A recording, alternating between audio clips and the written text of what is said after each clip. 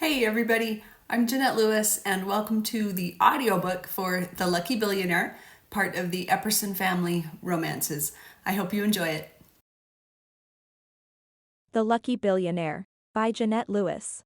An Epperson family romance. All rights reserved. Ty has never been lucky in life or in love until now.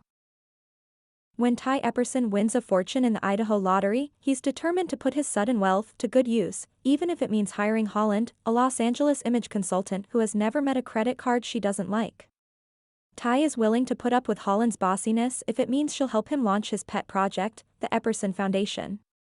Holland Morrissey isn't quite sure how Ty convinced her to put her life on hold and relocate to Hailey, Idaho to help with his foundation. Maybe it's because the guy doesn't have a clue about style and needs all the help he can get. Or maybe it's his dedication to his cause. Or maybe it's something else, like the goosebumps that seem to break out whenever their eyes meet. As the weeks go by and she and Ty grow closer, Holland has to continually remind herself she has a life and a boyfriend in LA. But not all their plans for the foundation are popular and someone is determined to stop them, putting everyone and everything at risk. Chapter 1. The screens mounted around the room flashed to commercial, and the spotlights dimmed. Ty Epperson ground his teeth. Thanks, Ty. Host Janelle Beckett turned her dazzling white smile on him. We appreciate you coming all this way. No problem. Ty tried to return her smile. The interview had been a disaster. He didn't need to see Janelle's strained expression or read the trepidation in the camera operator's eyes to know that. He made his way off the raised platform, across the black painted floor, and between the huge cameras that perched like a couple of prehistoric birds on spindly legs, their oversized heads ready to strike. The rounded lenses stared at him accusingly, the studio buzzed with people, directors, producers, lighting and sound techs, camera operators, and a bunch of others who were there for reasons he didn't know. An upcoming guest was surrounded by an entourage in one corner. It looked like she was reciting some kind of tongue twister, while a short woman with bright pink hair swabbed makeup on her cheekbones with an enormous black brush that Ty hadn't thought to bring a makeup person. He didn't even have a makeup person. He'd assumed the show would take care of that kind of stuff. Thank goodness his sister, Misty, had a small bottle of hairspray and a tiny pot of some kind of powder in her purse to take the shine off his face. He probably looked like a ghost up there next to Janelle, but at least his nose wasn't reflecting the bright studio lights like a Christmas ornament. Ty glanced back at the set for Wake Up LA, a homey-looking arrangement of easy chairs, end tables stacked with books, and tall fake plants. He supposed the decor was designed to make viewers feel comfortable, but it had done the exact opposite for him. Janelle was still in her seat, eyes focused on her tablet, probably prepping for her next guest. We're back in two, someone yelled, and the noise level in the room decreased considerably. Ty dodged a tangle of extension cords behind the cameras as a producer shuffled the woman with the entourage forward. She smiled as she settled into the easy chair he'd just vacated. She looked a heck of a lot more comfortable than he'd felt. He reached the line of folding chairs at the back of the studio and extended his hand to help Misty stand up. At 8 months pregnant, his little sister wasn't looking so little at the moment. That was great, she said, keeping an iron grip on his hand as he pulled her to her feet. Yeah, right. Were we at the same show? It was fine, Misty rolled her eyes. You worry too much. Ty knew better. The studio crew hurried about their jobs, but he wasn't imagining their sideways glances, a discreet look of pity mixed with antipathy. In this world, he'd committed the ultimate sin, not being good on camera. Hey, Ty, thanks for coming. Rudy, one of the producers, came toward him with his hand outstretched. Thanks for having me, Ty muttered as they shook hands. Sorry it wasn't a great interview. He waited for Rudy's meaningless assurances, but instead the producer gave a helpless shrug. Well, not everyone's cut out for TV. Ouch. Ty leaned in, keeping his voice low. Hey, I've got 2 more of these booked. Do you have any tips that could help me do a little better? Rudy's eyes widened. Are you serious? When? Ty nodded bitterly. 1 on Friday and 1 next week. He should cancel them, he knew it, but he couldn't. For the first time in his life, he had a chance to do something that really mattered to him. And he was blowing it. Rudy's black curls bounced against his forehead as he blew out his breath and thought. Well, you could hire someone to represent you. Los Angeles is full of actors. Do I have to use a talent agent or something for that? Ty felt a headache coming on. He massaged the back of his neck. Yes, I can email you a couple of agencies we use, Rudy said. Or, if you want to do it yourself, I've got some referrals to a couple of image consultants. They could coach you a bit, help you get more comfortable on camera. Yeah, right. Like Ty would ever feel comfortable staring into that big, gaping lens. Rudy was obviously anxious to get back to work. That sounds great, Ty said. Can you send me names for agents and also a couple of those image consultant people? Sure, I'll email them to you when the show wraps. Rudy clapped him on the shoulder as he turned back toward the set. Good luck, man. Thanks, Ty said. He'd need it. Holland Morrissey leaned toward the mirrored panels of the elevator and examined her eyes. Still red, but not too puffy, thanks to a freezing cold washcloth and some artfully applied concealer. The elevator dinged as it reached the floor where Enlighten Images had its offices. Holland stepped away from the wall and adjusted the heavy bag on her shoulder. Where have you been? Angela demanded from her seat behind the curved glass and wood reception desk. Sorry, Holland replied. Lost track of the time.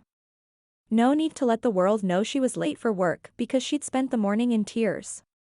Angela wasn't fooled and gave her a sympathetic look.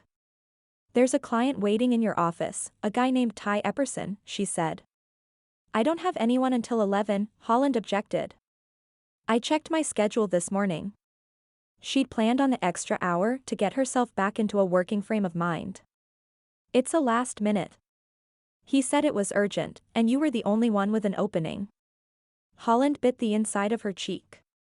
Unless they asked for someone specific, new clients were assigned to whoever was available. Since she'd never been very good at networking and selling her skills, cold clients were always a blessing. Okay, thanks, she told Angela. Did they get a beverage? Angela gave her a look. Of course they got a beverage. Angela was a professional and did not appreciate the challenge. Sorry, forget it, Holland backpedaled. She hurried down the hall and pushed open the door to her office. As a mere associate image consultant, Holland's office was tiny, barely room for a desk, 2 chairs, and a small filing cabinet. But it was a huge improvement from the cubicle where she'd spent her first 7 months at Enlighten, doing everything from marketing to ordering lunch. At least now she had a window, and a door. A man and a woman sat in the client chairs, and Holland noticed immediately that the man's knees were almost bumping against her desk. Yeah. The space was small, but how tall was this guy anyway? He turned, and Holland stopped in the doorway. Ty Epperson had, well, there was no other word for it, he had bedroom eyes. Deep and smooth, like a dark roast coffee, shining with a promise of adventure. Somehow managing to look innocent and seductive at the same time. Holland's stomach flipped, like she'd just missed the bottom step. Hi, she managed. I'm Holland. Ty, he said, his voice deep and a little hesitant. This is my sister, Misty. Which one needed the makeover?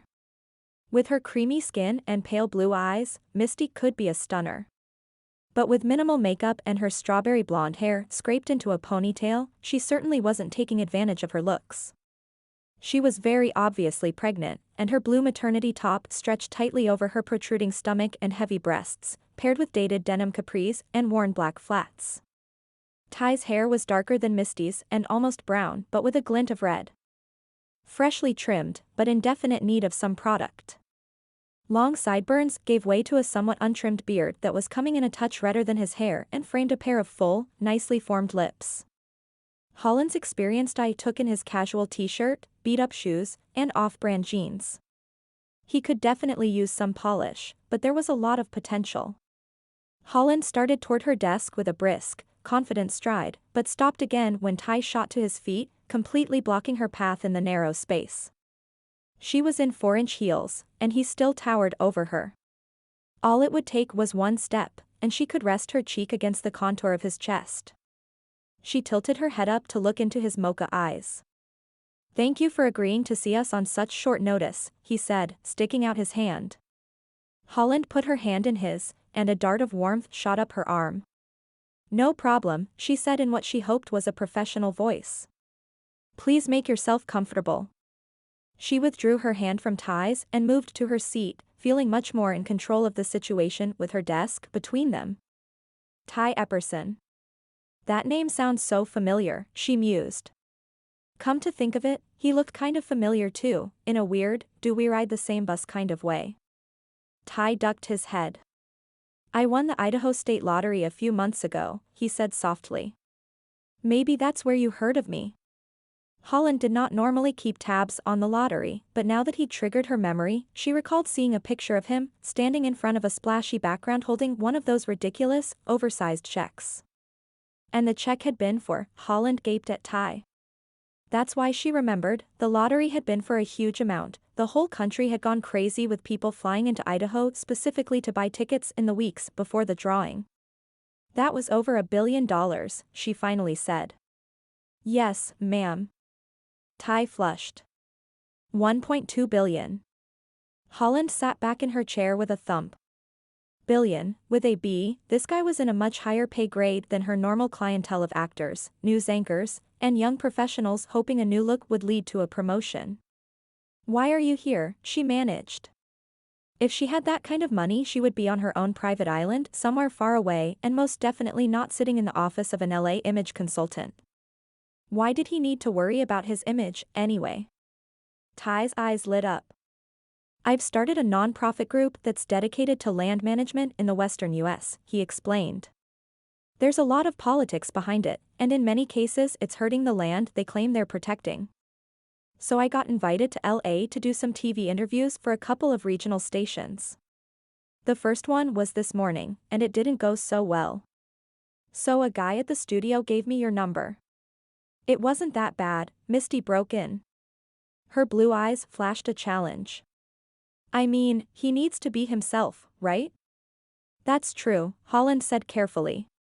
"But I'm sure you know how important first impressions can be, especially on TV. The studio guy recommended we hire an actor to do the rest of the interviews and call it good," Misty said. "And that's what I think. Why should Ty put himself through all this just for a 5-minute interview?" "Well, you do have a great angle." Holland tapped her fingers on her desk. "As the lottery winner, people are going to want to see you, not a representative, no matter how good he or she might be." "I was afraid you'd say that," Ty said with a sigh. He raised and lowered his shoulders in resignation. "So, how do we start?" "Start now?" Holland asked in surprise. "Don't you want to see my portfolio, maybe call my references?" Ty shook his head. "I don't have that kind of time. You're a beautiful, well-dressed lady. That's good enough for me." This was Los Angeles, and Holland worked in the image industry, where everyone was one of the beautiful people, so much so that beauty had almost lost its relevance. In a town where people purchased beauty from plastic surgeons as casually as they did their organic arugula from Whole Foods, Holland wasn't special. She was pretty enough with her black hair, wide green eyes, and creamy skin, but no one ever told her that, at least, not with any degree of sincerity. But Ty's words came from the heart, and they enfolded her like a blanket, spreading a warmth she hadn't known she craved. "Thank you," she said softly.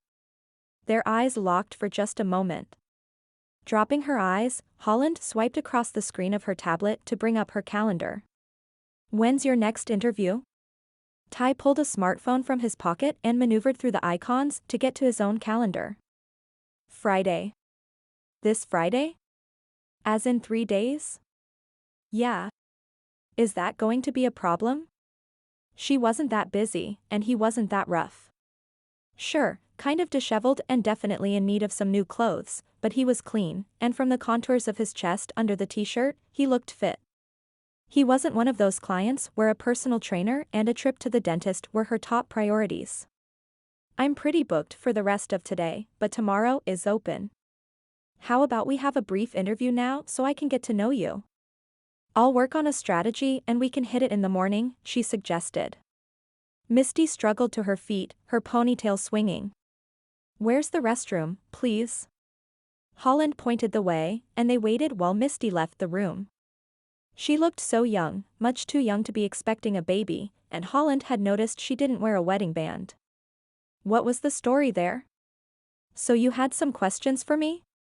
Ty asked. Yes. Holland's attention snapped back to her job. She pulled up the beginning client questionnaire on her laptop and began firing questions at him. By the time Misty came back, they were halfway through page 2, and Holland was beginning to make a plan.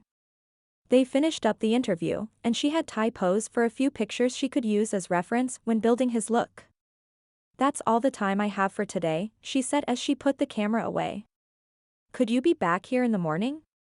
We'll work on some interview techniques and discuss your makeover. She couldn't help grinning at the way Ty's eyes widened in horror at the word makeover. Chapter 2. Do you know who that was? Holland asked Angela after the elevator doors had closed behind Ty and Misty. Ty Epperson, as in billionaire lottery winner. Good thing he found you, he sure doesn't look like a billionaire. Angela's eyes lit up. Did he give you carte blanche? With that build, he'd look fantastic in a chiton. Yeah, right. Holland laughed. Something tells me chiton is way outside of his wheelhouse. Armani? Holland frowned thoughtfully, thinking of the interview they'd just completed. Maybe. He lives on a sheep farm in Idaho, that doesn't really say Armani to me. So, a cowboy? Angela suggested. Sorta. But he doesn't really strike me as Mr. Chaps and Spurs. The thought of Ty in a cowboy hat and a pair of chaps made her insides shiver. I'd go for Armani, cover the basics. Angela advised. Okay, enough about moneybags. What's going on here? She fluttered her fingers at her eyes. What do you mean? Holland squinted at Angela. Her eyeliner swooped from the corners of her eyes in dramatic wings, and her purple mascara was perfect as usual. No, your eyes, you weirdo. You've been crying. Holland pressed her fingertips to the tender skin beneath her eyes. No, I haven't, she said defensively. Angela snorted. Give me a little credit. Okay, fine. Yes, I've been crying. What of it? What did Mr. Dreamboat say? Angela pressed. Holland lifted her shoulders helplessly. Exactly what I thought he'd say. She dropped her tone to imitate a male voice. I really like you, but I'm leaving for 6 weeks. Let's talk about this when I get back. Well, he does kind of have a point, Angela said reluctantly. Why start something you won't be able to finish? Holland fiddled with the glass container of pens on the reception desk. I know. I guess it was just the way he said it. Kind of dismissive. Like I'm silly for worrying about it. The memory of last night's conversation with Carson pressed like lead on her chest. Carson. Angela called him Mr. Dreamboat, and she wasn't far off. He was tall, blonde, and tan. An impossibly good-looking man in a town full of impossibly good-looking men. They'd met 2 months ago at the beach. Holland's happy place. It had been a long day at work, and she'd gone to unwind and watch the sunset. Carson was just coming out of the waves, surfboard tucked under one arm, water dripping from his hair and his black wetsuit. The sun setting over the Pacific cast him into silhouette as he'd approached. He dropped the surfboard at her side and peeled the wetsuit down to his waist, revealing a bronzed chest with golden glimmers of hair over a set of seriously sculpted pecs and a six-pack. The guy had muscles for days, and Holland had felt a guilty dart of shame for being so shallow even as her traitorous body responded. Fluttery heart, dry mouth, shaking knees. The works. Carson had flashed his movie star smile and then flopped onto Holland's blanket. Those look good. Mind if I steal one, he said, giving the container of sushi rolls she held a sensual glance. He turned his baby blue eyes on her, and she was a goner. Sure. She'd handed him the tray. Help yourself. They'd spent the rest of the evening talking. Carson was a trust funder and devoted surfer.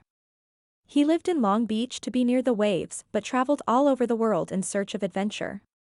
Holland learned early on that he was planning to spend the summer riding mountain bikes in the Sawtooth Mountains, but that didn't stop her from falling in love with him. "Did you ask him to stay?" Angela demanded, pulling Holland back to the present. "Yes, well, maybe not in those exact words. No offense, but Carson isn't the brightest bulb in the box. Maybe you need to spell it out."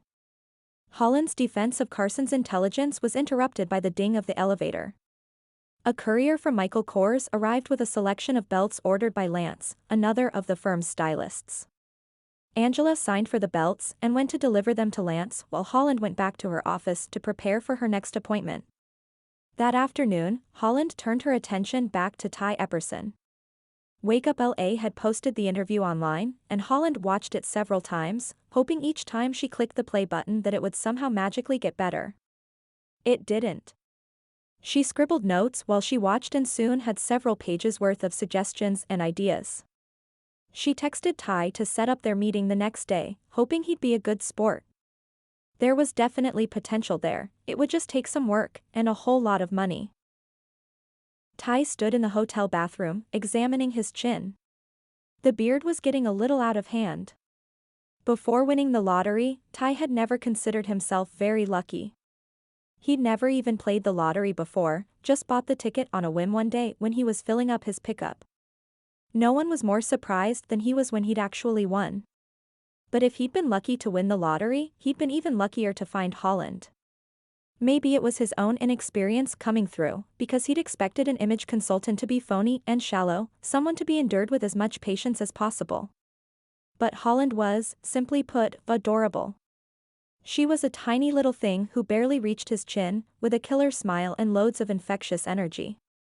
Her mossy green eyes flashed with what was obviously barely concealed sass, but he'd picked up on a hint of sadness too. He was no expert, but he was willing to bet Holland had been crying not long before their appointment. He shot a handful of shaving foam into his palm and began rubbing it over his jaw. Did she have a boyfriend, and if so, was he the reason for the tears?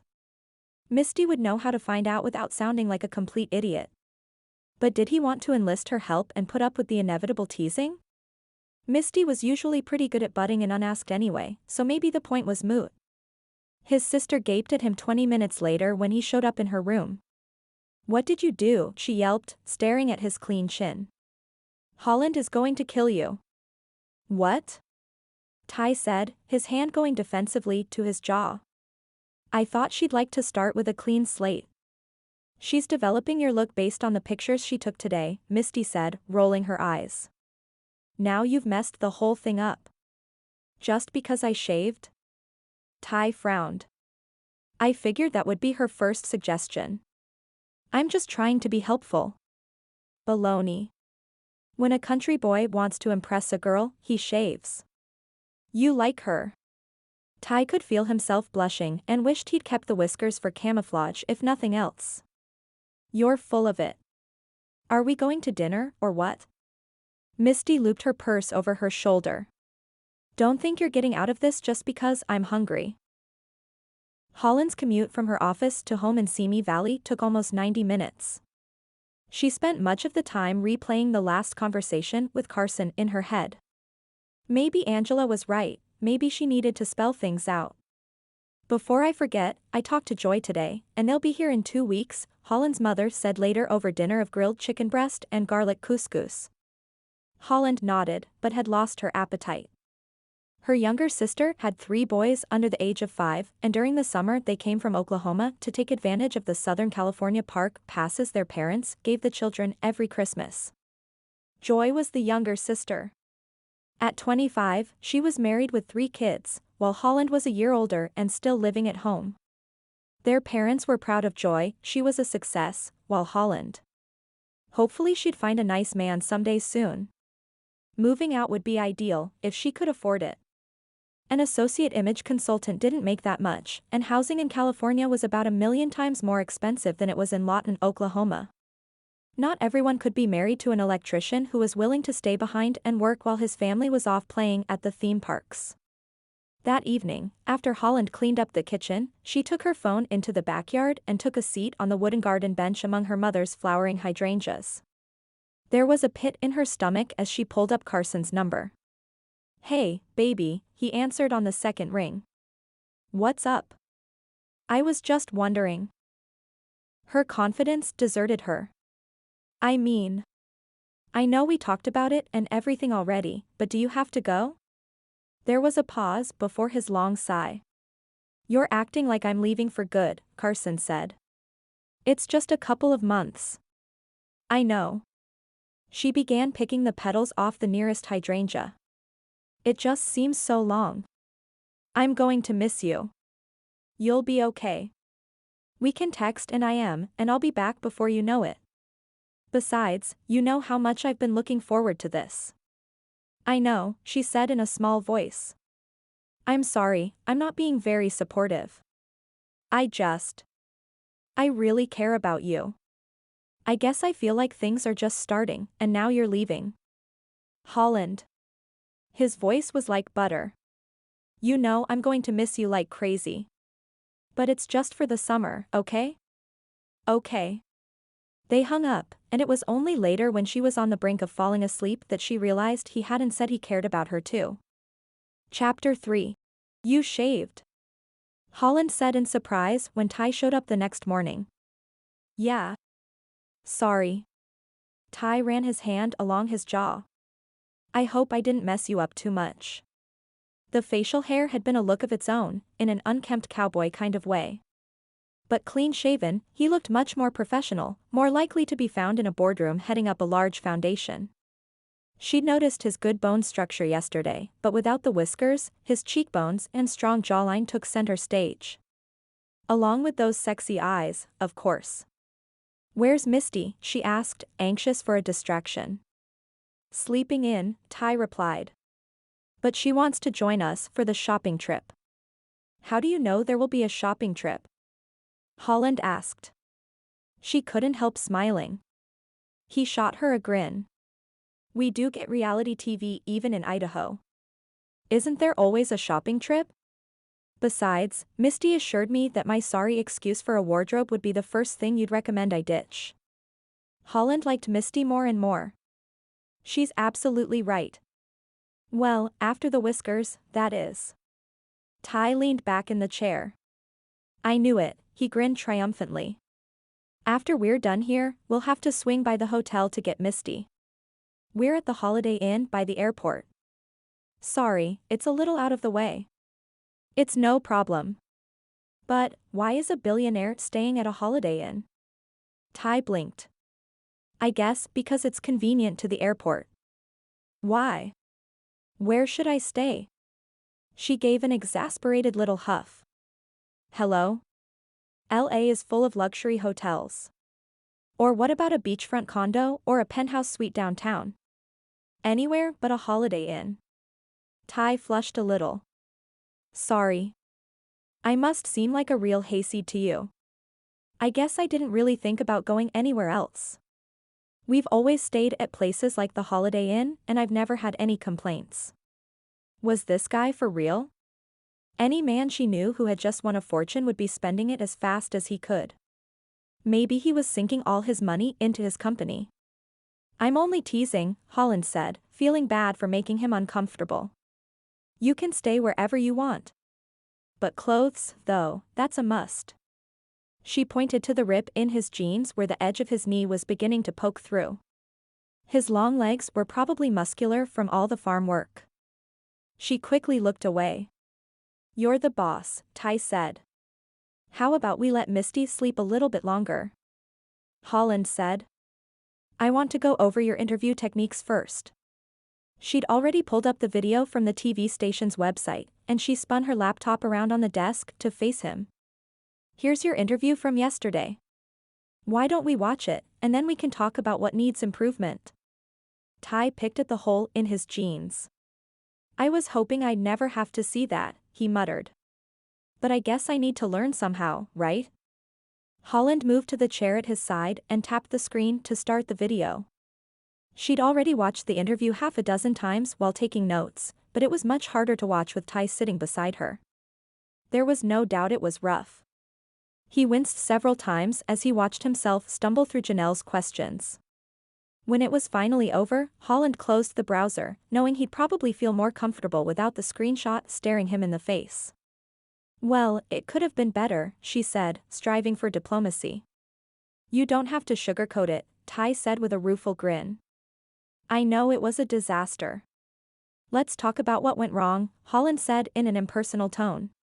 She'd had to deliver hard truths to clients many times and had learned it was easiest if she stayed businesslike.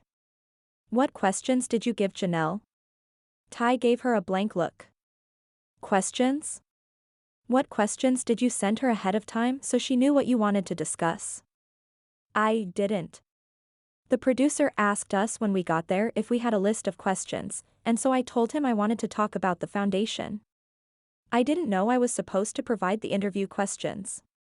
That's standard procedure, Holland said. How else can you practice beforehand? Obviously I didn't.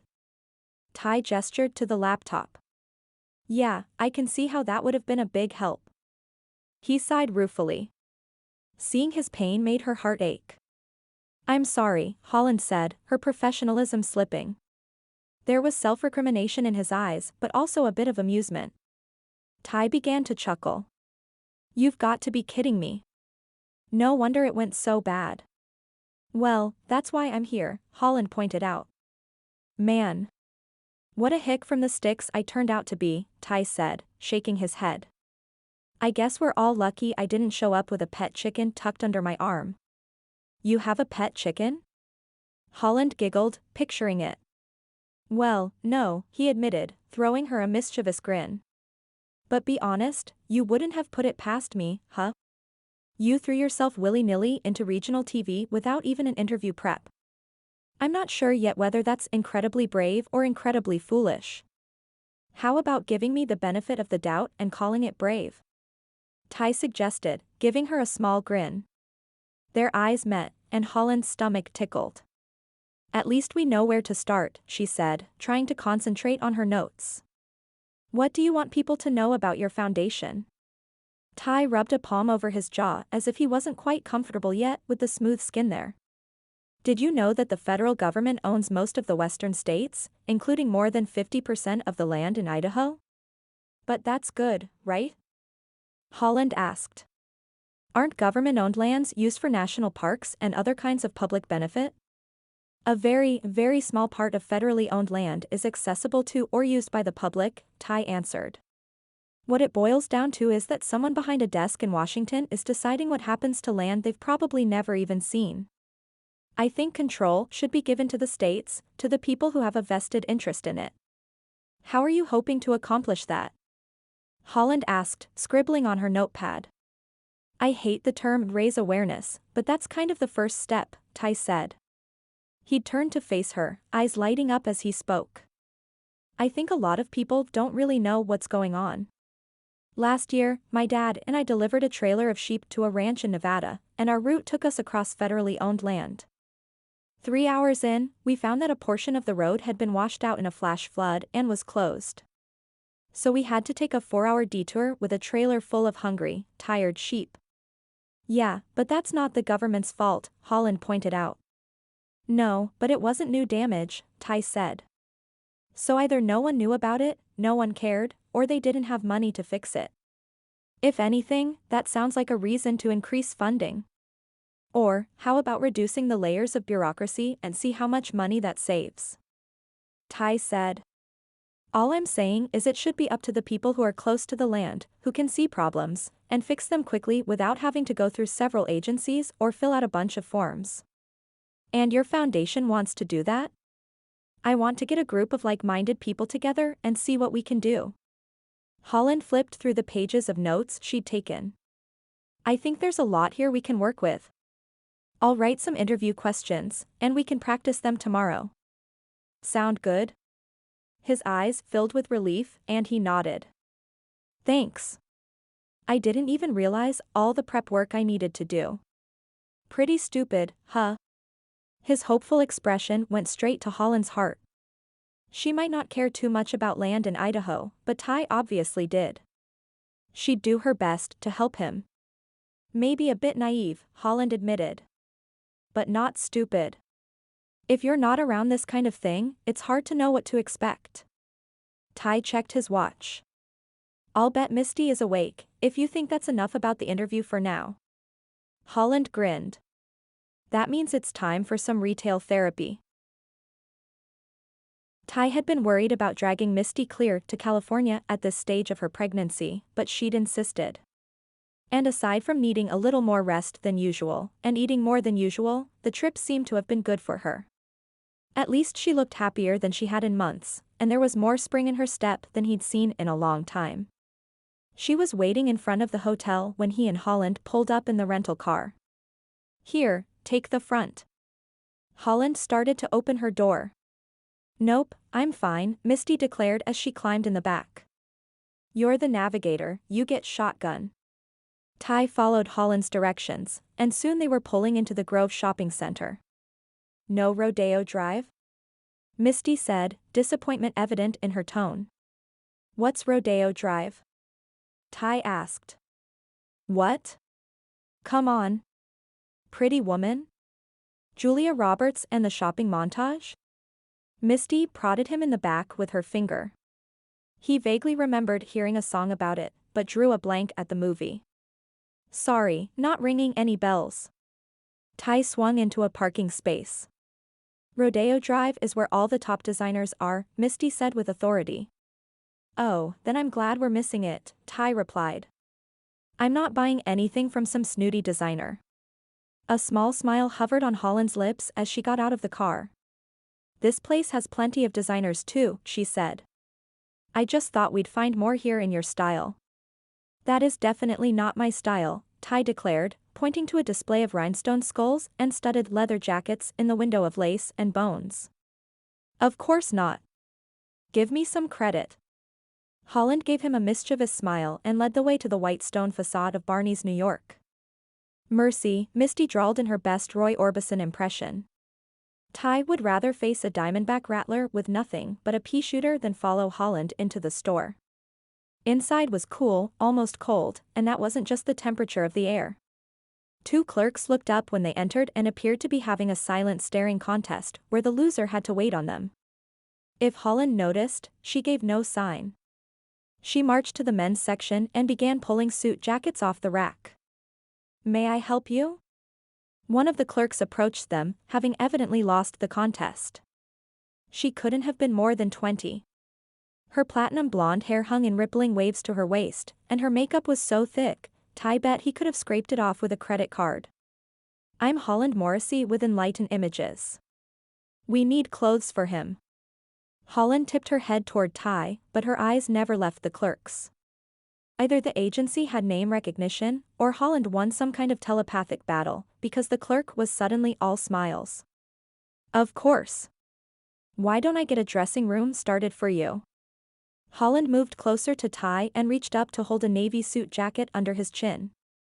She narrowed her green eyes and caught the tip of her tongue between her teeth as she evaluated the color against his skin. The smell of her perfume washed over him, a sharp, cool scent that reminded him of an ocean breeze. His pulse picked up at her nearness. He picked up the sleeve of the jacket and glanced at the tag. $600, he gasped in a whisper. This suit is $600? This is a separate, Holland said. She replaced the jacket on the rack and reached for a gray one. We'll look at suits too, but I think you'll get more use out of separates. What the heck is a separate? Ty asked. Just what it sounds like. The jacket is separate from the pants. That way we can mix and match, Holland explained. She held the gray one to his face. Wait a second, just that jacket is $600? Ty dodged out of the way and grabbed the price tag. This one is $750, he said almost accusingly. Whoa, Misty said, clearly as horrified as her brother. The clerk made a grab for the jacket. I can put that in a room for you if you'd like. No way, Ty said forcefully. I'm not paying that much for something I'm only wearing once.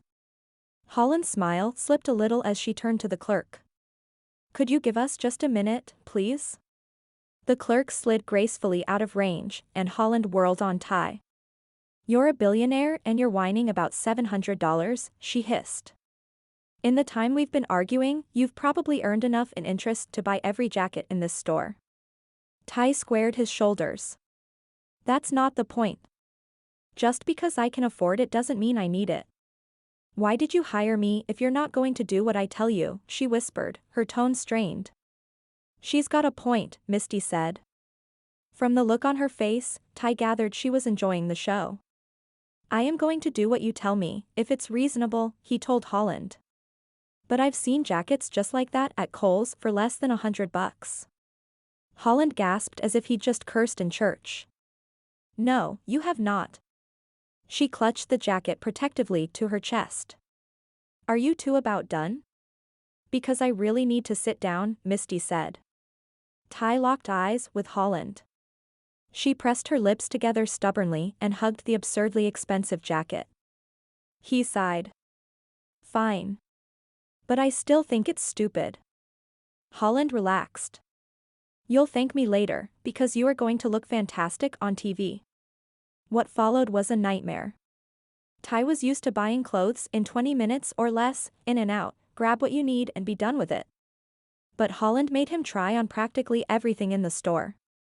Every time he came out of the dressing room, she studied his outfit as carefully as if she were picking the championship ewe at the county fair. It wasn't entirely unpleasant to have Holland's undivided attention, but he'd have rather had it for something other than his ability to act like a mannequin. At one point, he looked over in bewilderment at Misty, who was sitting nearby. Her helpless shrug told him she was equally confused. So we have the charcoal suit with the pinstripe shirt and the plum tie, and the hickory jacket with the navy trousers, white shirt, and the blue tie, Misty told Holland. She'd been given the task of organizing Holland's maybe piles. What do you think? Holland asked. It took Ty a moment to realize she was talking to him. Sure. Whatever you say, he replied, relieved the ordeal was almost over. Only it wasn't, you'll need to put those back on, Holland said. We'll need the measurements for tailoring. Misty giggled from her seat on a comfortable sofa. They'd even given her a footstool and a soda. Hang in there, big brother, she said, toasting him with her can of Fanta orange. Ty gritted his teeth and turned obediently back to the dressing room. The bill came to over $4,000. Holland watched Ty swipe his credit card with a sense of satisfaction. Ty might balk at the cost, but she'd prove it was worth every penny. He was going to look amazing. The only fly in the ointment was when he'd refused to buy the crocodile leather belt she'd picked to go with the hickory jacket. It would have been perfect, but when Ty saw the $400 price tag and started scowling, she knew she'd pushed far enough. We'll have these delivered to your office by tomorrow afternoon, the clerk told Holland as she handed over the receipt. Almost $5,000 and I'm walking out of here empty-handed, Ty grumbled as they left the store. They have to be tailored, Holland insisted. If you're going to spend that kind of money, you deserve a perfect fit. Though part of her had to admit, the fit had been pretty nearly perfect already. She cast an appreciative glance over his tall, lanky frame. The guy could cut a fine figure when he wanted to, she'd give him that. I don't know where I'll ever wear it again, he said. You don't need to wear it again, you need to wear it now. That's all that matters. I'm starving, Misty announced. Shall we find a late lunch or an early dinner? Or whatever it is? Are you hungry? Ty turned his brown eyes on Holland. Not really, but if you are, we could use the break to go over your interview questions, she said. And since you've been such a good sport, it's my treat. They reached the mall's cafe and Ty and Holland found a table while Misty was in the restroom. What would you say to a little more shopping? Ty asked. For Misty, he added quickly when Holland glanced at him in surprise. She'd love to be spoiled a little bit. The pale yellow sundress Misty was wearing didn't do much for her complexion. Holland could definitely recommend a switch to jewel tones and some updated makeup.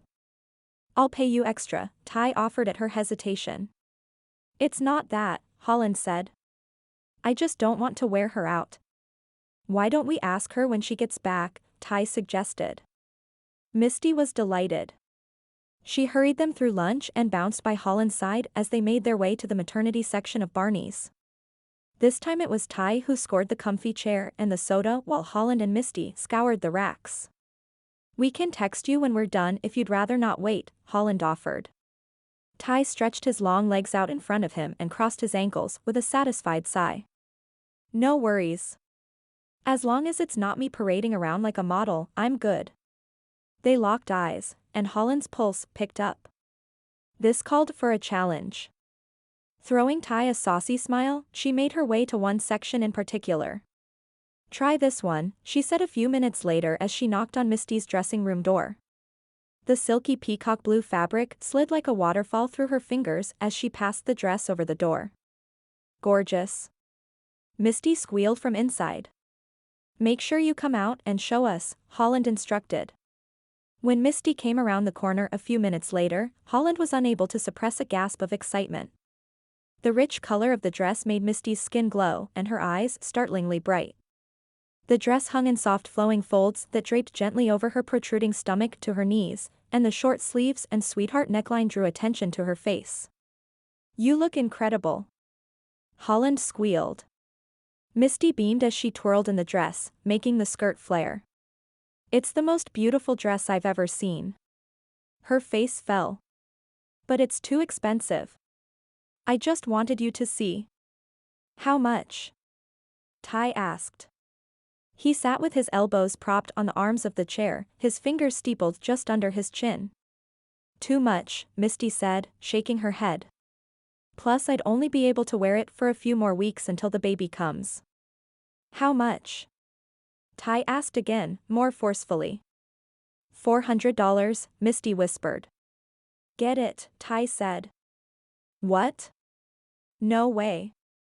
I don't even have any place I'd wear it." "Just get it," Ty said with a sigh. "You look amazing and you know it. It's like that dress was made just for you."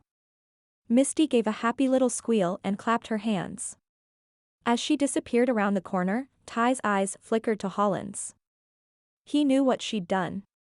"But $750 is way too much for a jacket?" Holland teased. Ty shrugged helplessly. "You saw her, how can I say no to that face?"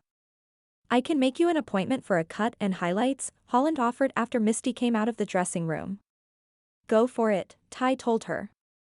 "Mom and Dad aren't going to recognize either of us." "Yes, they will, we'll go for subtlety," Holland assured him. "I'll schedule Misty's appointment at the same time I make yours." "And you are getting highlights, so don't even try to argue with me about it," she told Ty. He gave her a pained expression. Chapter 4. Friday morning came too fast, and at 6:30 a.m. Ty found himself on the set of Channel 5's Good Day, LA. It was almost identical to the set from last time, only this leggy blonde was perched on a tall stool instead of an easy chair. Terry McGruber's eyes had roved over him appreciatively when they met, and while he didn't much like the slightly naughty expression on her face, he had to admit he felt much more confident this time. He shot a glance at Holland, who stood to one side, deep in conversation with the producer. She was definitely earning her fee. He hadn't expected her to show up at the taping, but she'd insisted. Speaking of earning her fee, Ty's gaze moved on to Misty, who sat at the back of the studio again. As much as Holland's touch had changed him, Ty had to admit that she'd done an even more remarkable job with Misty. The blue maternity dress flattered, rather than hid his sister's figure, making her look like what she was, an attractive young woman who happened to be pregnant. Her ponytail was gone, replaced by soft waves that she'd taken great pains to style, and whatever changes to her makeup Holland had shown her were clearly working. Pregnant or not, she looked fantastic, and Ty hadn't missed the glances directed at her from some of the studio's male employees. Speaking of fantastic, Holland looked gorgeous as usual. Today she wore a simple navy business suit with some kind of frilly white blouse underneath. His fingers itched to touch the soft black waves of hair that framed her face.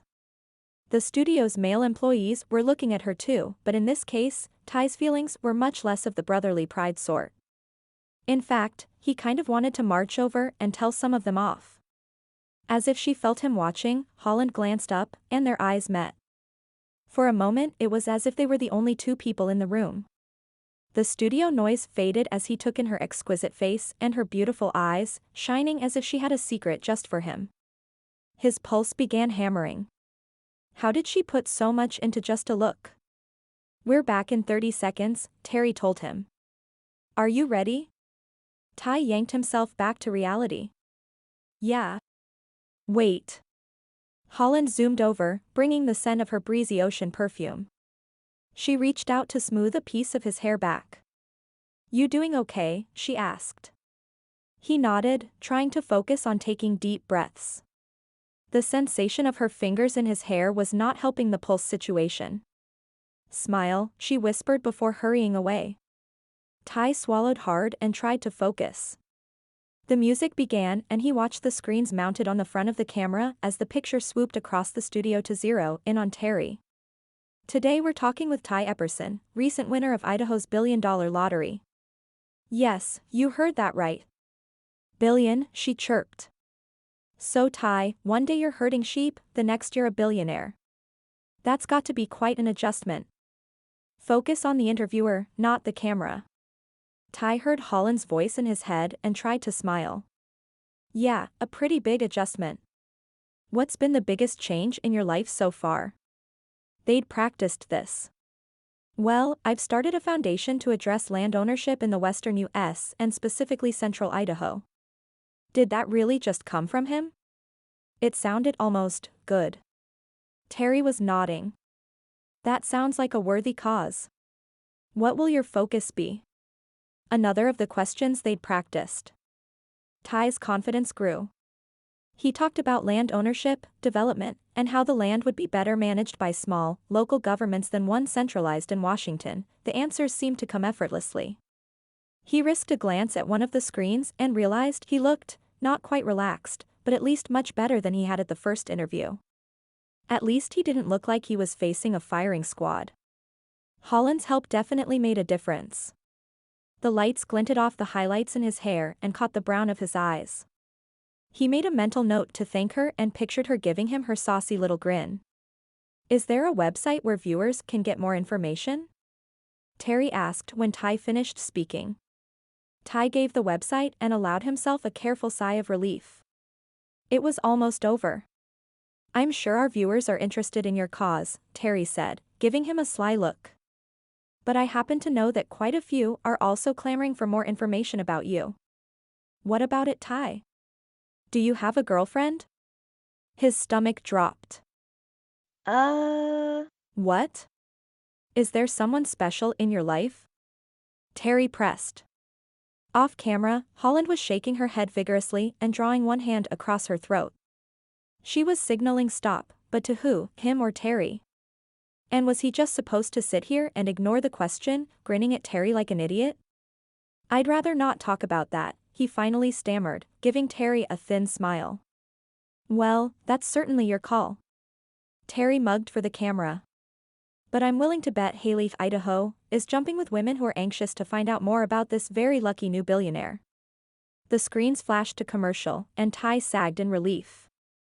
Aside from that little bit near the end, it had gone pretty well. He'd take it. Holland did not seem to share his perspective.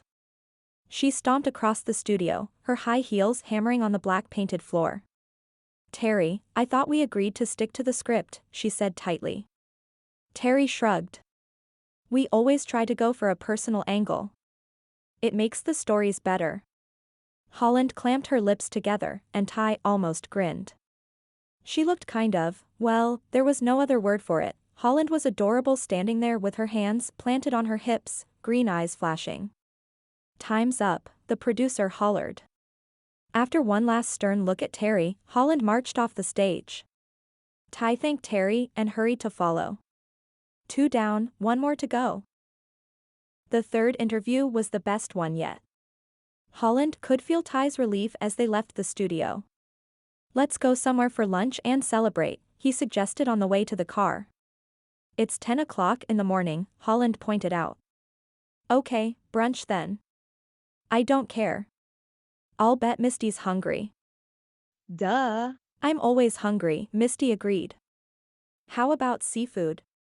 Ty turned so he was walking backward in front of them. His brown eyes sparkled, and the weight of the world seemed to be off his shoulders. He even walked happier. Seafood sounds fabulous, he agreed. This is your town, what do you recommend, Ms. Morrissey? She directed them to the Crab Pot, a rundown little dive not far from the Will Rogers State Beach. The dining room was mostly empty, and the hostess gave Ty a puzzled look as she directed them to a seat on the patio overlooking the ocean. You look sort of familiar, she said. I get that a lot. Ty gave her a smile. Guess I have pretty generic features. He most certainly did not have generic features. In the charcoal suit with the pinstriped shirt, Holland was having a hard time keeping her eyes off him. The tailors had done their job, and the suit fit perfectly, showing off his wide shoulders, tapered waist, and long legs. He seemed to be settling into the style she'd given him, and with the increased confidence came increased sexiness. The rush of butterflies in her stomach when she looked at him was unsettling. This was her client, and she'd better remember it. Conversation was easy over king crab legs, dipped in butter, skewers of grilled shrimp, and steaming bowls of clam chowder. The breeze coming off the water brought the tang of salt and made Holland yearn to go wading in the surf that was foaming over the sand. She was working to crack open a crab leg when she suddenly realized the other two were being unusually quiet. Holland looked up in time to catch a glance between Ty and Misty. What? Ask her, Misty urged Ty. Ask me what? Holland said. Thanks a lot. Ty gave his sister a wry look. Well, you're such a gomer, you'd never do it unless you're forced, Misty pointed out. Now you have to tell me, Holland interrupted. What's going on? Ty fiddled with his crab crackers, opening and closing them in his fist. Misty and I were talking last night, and we got to thinking, what if you came back to Hailey with us and helped me get the foundation going? She stared at him for a few blank moments. To Hailey? For how long? Ty shrugged. I don't really know yet. As long as it takes, I guess. He gave her a sheepish grin. This week has proven how far and over my head I am with some of this stuff. I need people who know what they're doing. But, I'm an image consultant, not a corporate person, Holland pointed out.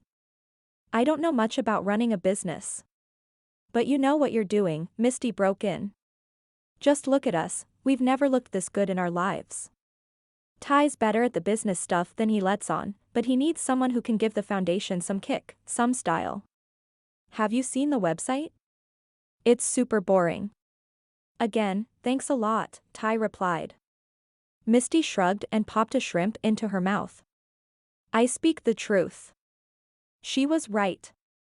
Holland had seen the website, and to say it was uninspiring would be kind. There were a lot of things she would change to give it a more polished look. But one didn't simply uproot and move to Idaho to work on a website. I already have a job. Could you maybe take a leave of absence or something? Ty suggested. I'll pay you, and I'll pay your agency whatever it loses in sales, because you're gone. Please come, Holland, Misty urged. It would be so much fun, and I know Ty could really use more help. My mom and I have been doing what we can, but we're not experts. Neither am I, Holland cautioned.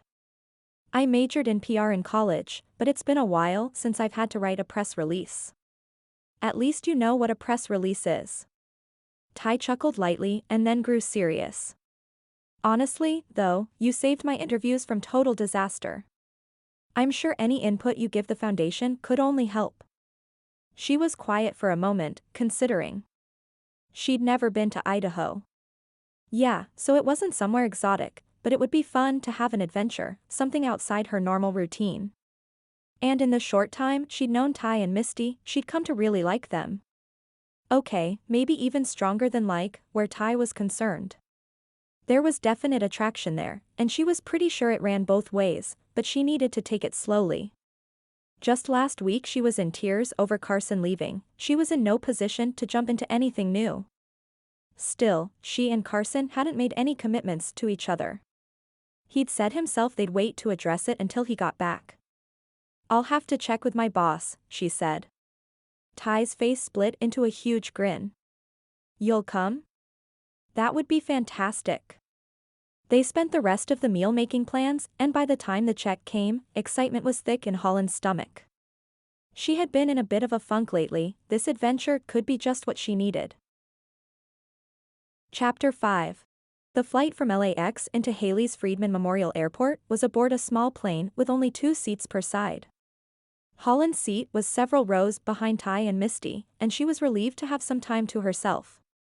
Ty had pushed their flights back 2 days to give Holland more time, but all of that had been spent transferring her client load to other consultants in the agency. She hadn't had time to brush up on her PR skills. She'd downloaded several articles about land use in Idaho, private foundations, and anything else she'd found to help her get a handle on her new job. Holland tried to keep her eyes focused on the articles, but found them wandering, lifting subconsciously to focus on the back of Ty's head. Every so often he threw his head back and laughed at something Misty said. The sound of his laughter drifted through the cabin, making Holland's heart do a funny little jump. They disembarked onto the tarmac, and Holland shivered. The sky was sapphire blue, and a crisp breeze sent puffy white clouds scudding over the low hills. It was 100 degrees in LA, and she considered the summer clothes she'd packed with a sinking feeling. Summer in central Idaho was apparently quite different from summer in Southern California. "My car is over there," Ty said after they claimed their bags from the small airport. He led the way across the asphalt to a parking lot. A shiny black Mustang convertible roared to life when he clicked the remote. "Are you even being serious right now?" Holland fell back. "What?" Ty gave her an innocent look as he began loading their bags into the trunk. "You stay at the Holiday Inn, give me all kinds of crap about buying clothes, chauffeur me around LA in a dinged-up old Honda, and you have this?" She waved her hand toward the car purring in the sunshine like an overgrown panther. "Well," Ty gave her a rakish grin. "I needed a car." Holland rolled her eyes as she climbed in and Ty chuckled. She rode in the back, giving Misty the roomier passenger seat. As Ty drove south away from town, Holland peered out the windows at the landscape. Hailey, Idaho was in a rather narrow valley, surrounded by brush-covered hills with gentle slopes. It took Holland a minute to realize what was so different about the place. "No houses," she said. "If this were California, there'd be houses all over those mountains." "Yeah, that's one of the stipulations here," Misty explained.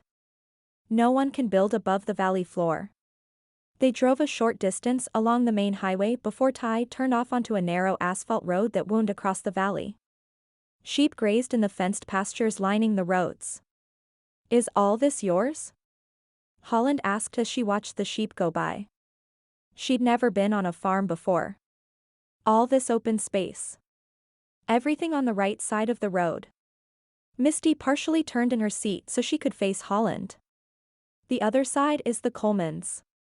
Pain flashed in her eyes and was gone so quickly Holland wondered if she'd even seen it correctly. A few minutes later, Ty pulled up in front of a 2-story house of gray siding with a wide front porch and a stone chimney. The front door was painted bright blue and hung with a wreath of yellow sunflowers. Holland had been nervous about meeting Ty's family, but she wasn't prepared for the tension that washed over them as they stepped inside. A small, slender woman with a pixie cut rushed at them, wrapping Ty and Misty into fierce hugs. She had to be their mother. Ty towered over her, and she was almost totally engulfed by his arms. Their father had dark blonde hair that was beginning to thin. He wore a plaid shirt and jeans with cowboy boots and walked with a cane. Holland's eyes widened at the sight of a pistol in a holster on his hip. The youngest sister, Ashley, was only 14, but her eyes were hard and angry. "There's been a problem," Ty's father, Blaine, said in clipped tones after Ty had made quick introductions. His face was grim. "Someone torched the foundation office last night." Misty's hands flew to her mouth with a sharp gasp. "What?" Ty demanded. Holland's head was spinning. "Torched? As in fire?" "I'm afraid so," Blaine said. "How bad?" Ty's face was grim. "The building's still standing, but the roof caved in." "Everything inside is a total loss," Blaine said. "We got the call in the middle of the night, but by the time anyone could get there, it was over. The fire department did what they could, but it was a fast blaze." "I'm sorry, son." Ty raked his hands through his hair. And they think it was arson? You're sure it wasn't just an accident? That was an old building, could it have been bad wiring or? Blaine shook his head. Officer Wilde said they found gas cans. Was anyone hurt? What about damage to the other buildings? Why didn't anyone call me? Ty fired questions faster than the anchorwoman during his TV interview. You were coming in on the first flight available anyway, so we figured there was no point worrying you during the trip, Ellen said. Tears sparkled in her eyes. No one was hurt, it was in the middle of the night, so no one was around. Has there been any press coverage? Holland asked. A couple of reporters have called today wanting a statement. Ellen told them. I told them we were waiting until you got back. Holland's eyes shot from one member of the family to the other. How strange that they just seemed to accept her being here as a matter of course. Her own parents would have asked someone they just met for privacy in a situation like this. But the Eppersons seemed to take her presence as a matter of fact, and she did not get any impression they were censoring their behavior on her account. Her heart ached at the rawness in Ty's eyes. Do they have any idea who did it? She asked. Gotta be someone who saw the interviews and didn't much like what Ty had to say, Blaine said. He shook his head. Hard to believe someone would actually do that though. Ty clenched his teeth and stared at the ceiling for a long moment. Finally, he dropped his gaze and focused on Holland. This changes things, he told her. I'm booking you on the next flight home. Why? Holland demanded. I'm so sorry. I should have told you from the beginning. Since I started the foundation, there have been a few letters, mostly from environmental groups. Not legitimate conservation types, the kooky ones who think humans are a scourge to the planet and should be eliminated, that kind of thing. He shook his head. They want the federal government to seize ownership of all the land in the US and have control over its use. Needless to say, they don't like what I'm doing. And they've threatened you? Holland asked. Not like this. They've mostly been making a lot of noise, talking about lawsuits, trying to scare me that way. Looks like the TV interviews ticked them off though. I know we were going to get you a room at a hotel in town, but I think you should stay here tonight and fly back tomorrow. I'll go with you to make sure you get home safely, or Dad will if I need to stay and work with the police. Sounds okay, to me, Blaine agreed. Well, it doesn't sound okay, to me, Holland said. I want to stay and help. The thought of someone deliberately targeting Ty made her blood boil. She didn't want to be sent home like an inconvenient child while the grown-ups stayed behind to handle things. Ty shook his head. I won't put you in danger. Ellen nodded. Ty can sleep in the camper tonight, and you can have his room. I'd feel much better knowing you were here instead of in town on your own. I'll get the luggage, Ty said, spinning on his heel. Holland followed him outside. Don't I get some say in this? She asked, hurrying to keep up as he took the porch stairs 2 at a time. Ty popped the trunk on the Mustang and began pulling bags out. Not really. It's my problem, I need to deal with it without putting other people at risk. The breeze ruffled Holland's hair and brought a clean, sharp scent of dirt and sagebrush and the less pleasant smell of sheep. She planted her hands on her hips. Your mom said reporters are calling. How are you going to deal with them? Can you deal with all the publicity and hopefully spin this to work in your favor plus manage the investigation plus keep the foundation going? I don't want to put you in danger, Ty said stubbornly. Your dad's wearing a gun, and I'll bet you have one not far away, Holland pointed out. Her anger was rising. Some jerks think they can intimidate you and make you go away. Let me help you show them they can't. He was quiet for a long time. Finally, he sighed. Let me think about it, okay? But you're definitely staying here tonight. Fine, she agreed. They hauled the bags inside. Ty called Officer Wilde while Holland helped Ellen and Ashley prepare dinner. Misty and Ty look incredible, Ellen said as she stirred ingredients together for a casserole. You're a miracle worker. Holland laughed. Well, thank you. We had fun. You have a beautiful family, Mrs. Epperson. Call me Ellen. Ty's mother passed her a bowl of tomatoes. Could you cut these for a salad, please? The knives are in the drawer to the left of the dishwasher. As they worked, she shook her head. I'm just glad to see Misty with something other than a ponytail. She's been so depressed lately that, Ellen trailed off with a small sigh. How are you liking summer vacation? Holland quickly asked Ashley as she began cutting the tomatoes into cubes. Ashley shrugged. Unlike Ty and Misty, who had their mother's coloring, Ashley was the spitting image of Blaine with her blonde hair and a smattering of freckles across her nose. She wore denim overalls, a long, rather messy braid, and no makeup. It's okay, she said. What kinds of things do you do for fun? I dunno, the usual stuff, Ashley said. Read, play games, hang out with the animals. And I go to the skate park when someone will take me. Roller skates? Holland guessed. Ashley gave her a disgusted look. Ew. No. Skateboards. I can do a blunt mute grab with a 180.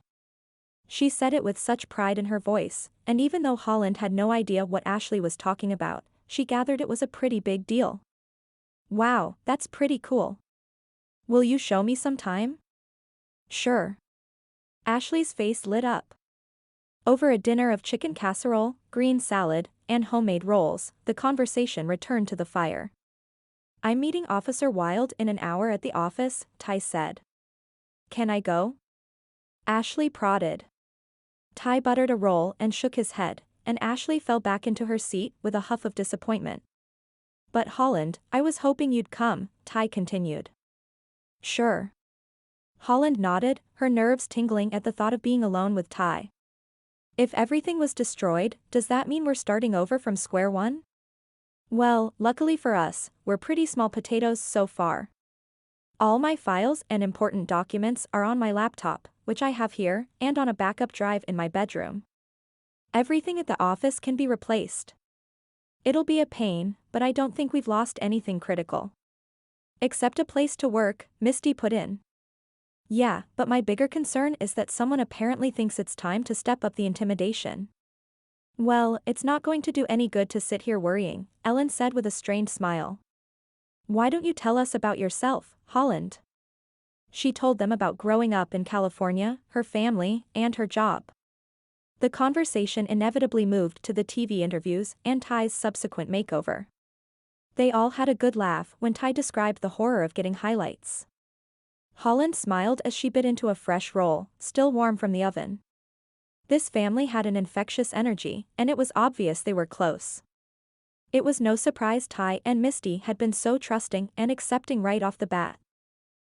After dinner she and Ty took the Mustang into Hailey. Holland's eyes kept drifting toward the floor beneath Ty's seat where she'd watched him stash a big black pistol. Do guns bother you? He asked as he drove, noticing her gaze. No, she said. I mean, I've never been around them very much, but you seem to know what you're doing. It was weird that someone would just walk around with a gun strapped to their hip the way Ty's dad did. That would never happen in California. But Blaine and Ty treated the guns as tools, not status symbols or a means of control. When Ty had put the pistol in the car, he hadn't brandished it or acted proud of it the way she'd seen gangbangers do on TV. He'd shown her where it was, assured her it was unloaded, and shown her the full magazine in his pocket. If he'd acted at all flippant or showy about it, she would have been uncomfortable. But he hadn't, and the idea of the gun was oddly comforting. Someone obviously meant to cause Ty harm. If they ran into trouble, they wouldn't be helpless. Officer Jimmy Wilde met them at the charred structure that used to be the office. He was only slightly older than Ty and several inches shorter, with a bushy brown goatee and a pronounced belly that strained against his navy uniform. After shaking hands, they stood still, staring at the building. The roof was gone, and formerly red brick walls were blackened where the fire had poured from the broken windows. Several thin tendrils of smoke still issued from the building. Has anyone been inside yet? Ty asked. Not yet, Jimmy said, scratching at his goatee. Thought we'd let it die out completely. Ty nodded. That's good. I don't want to risk anyone getting hurt. We found the empty gas can. Just outside the back window, Jimmy said. Obviously, someone dropped it there before they tossed the match. Do you have any idea who could have done it? Holland asked. I was hoping that Wood River's security cameras caught something, but it doesn't look like they did, Jimmy confessed. They aren't aimed in the right direction, and they're the only security cameras around. He pointed to the Wood River Grill's sitting kitty corner to Ty's building across a small alley. Holland couldn't see any cameras from where they were standing, but didn't doubt Jimmy's assessment. It would be a tough angle to capture. No one saw anything? No vehicles, no one breaking in right before? Ty asked. Jimmy shook his head. I haven't found anyone yet. What about everyone else? Ty jerked his chin toward the line of storefronts standing on the same block as his building. Do they have insurance to cover the damage? I believe so. Jimmy wrinkled his forehead. I'd have to check my notes, but it seems like the only place that didn't was Zelda's, that comic book store on the other end. Luckily, they only got a little smoke, nothing too serious. I'll pay for everyone's insurance deductibles and for the damages to Zelda's. Ty clapped Jimmy on the shoulder. Thanks for all you're doing. Keep at it, okay? You got it, man, Jimmy said.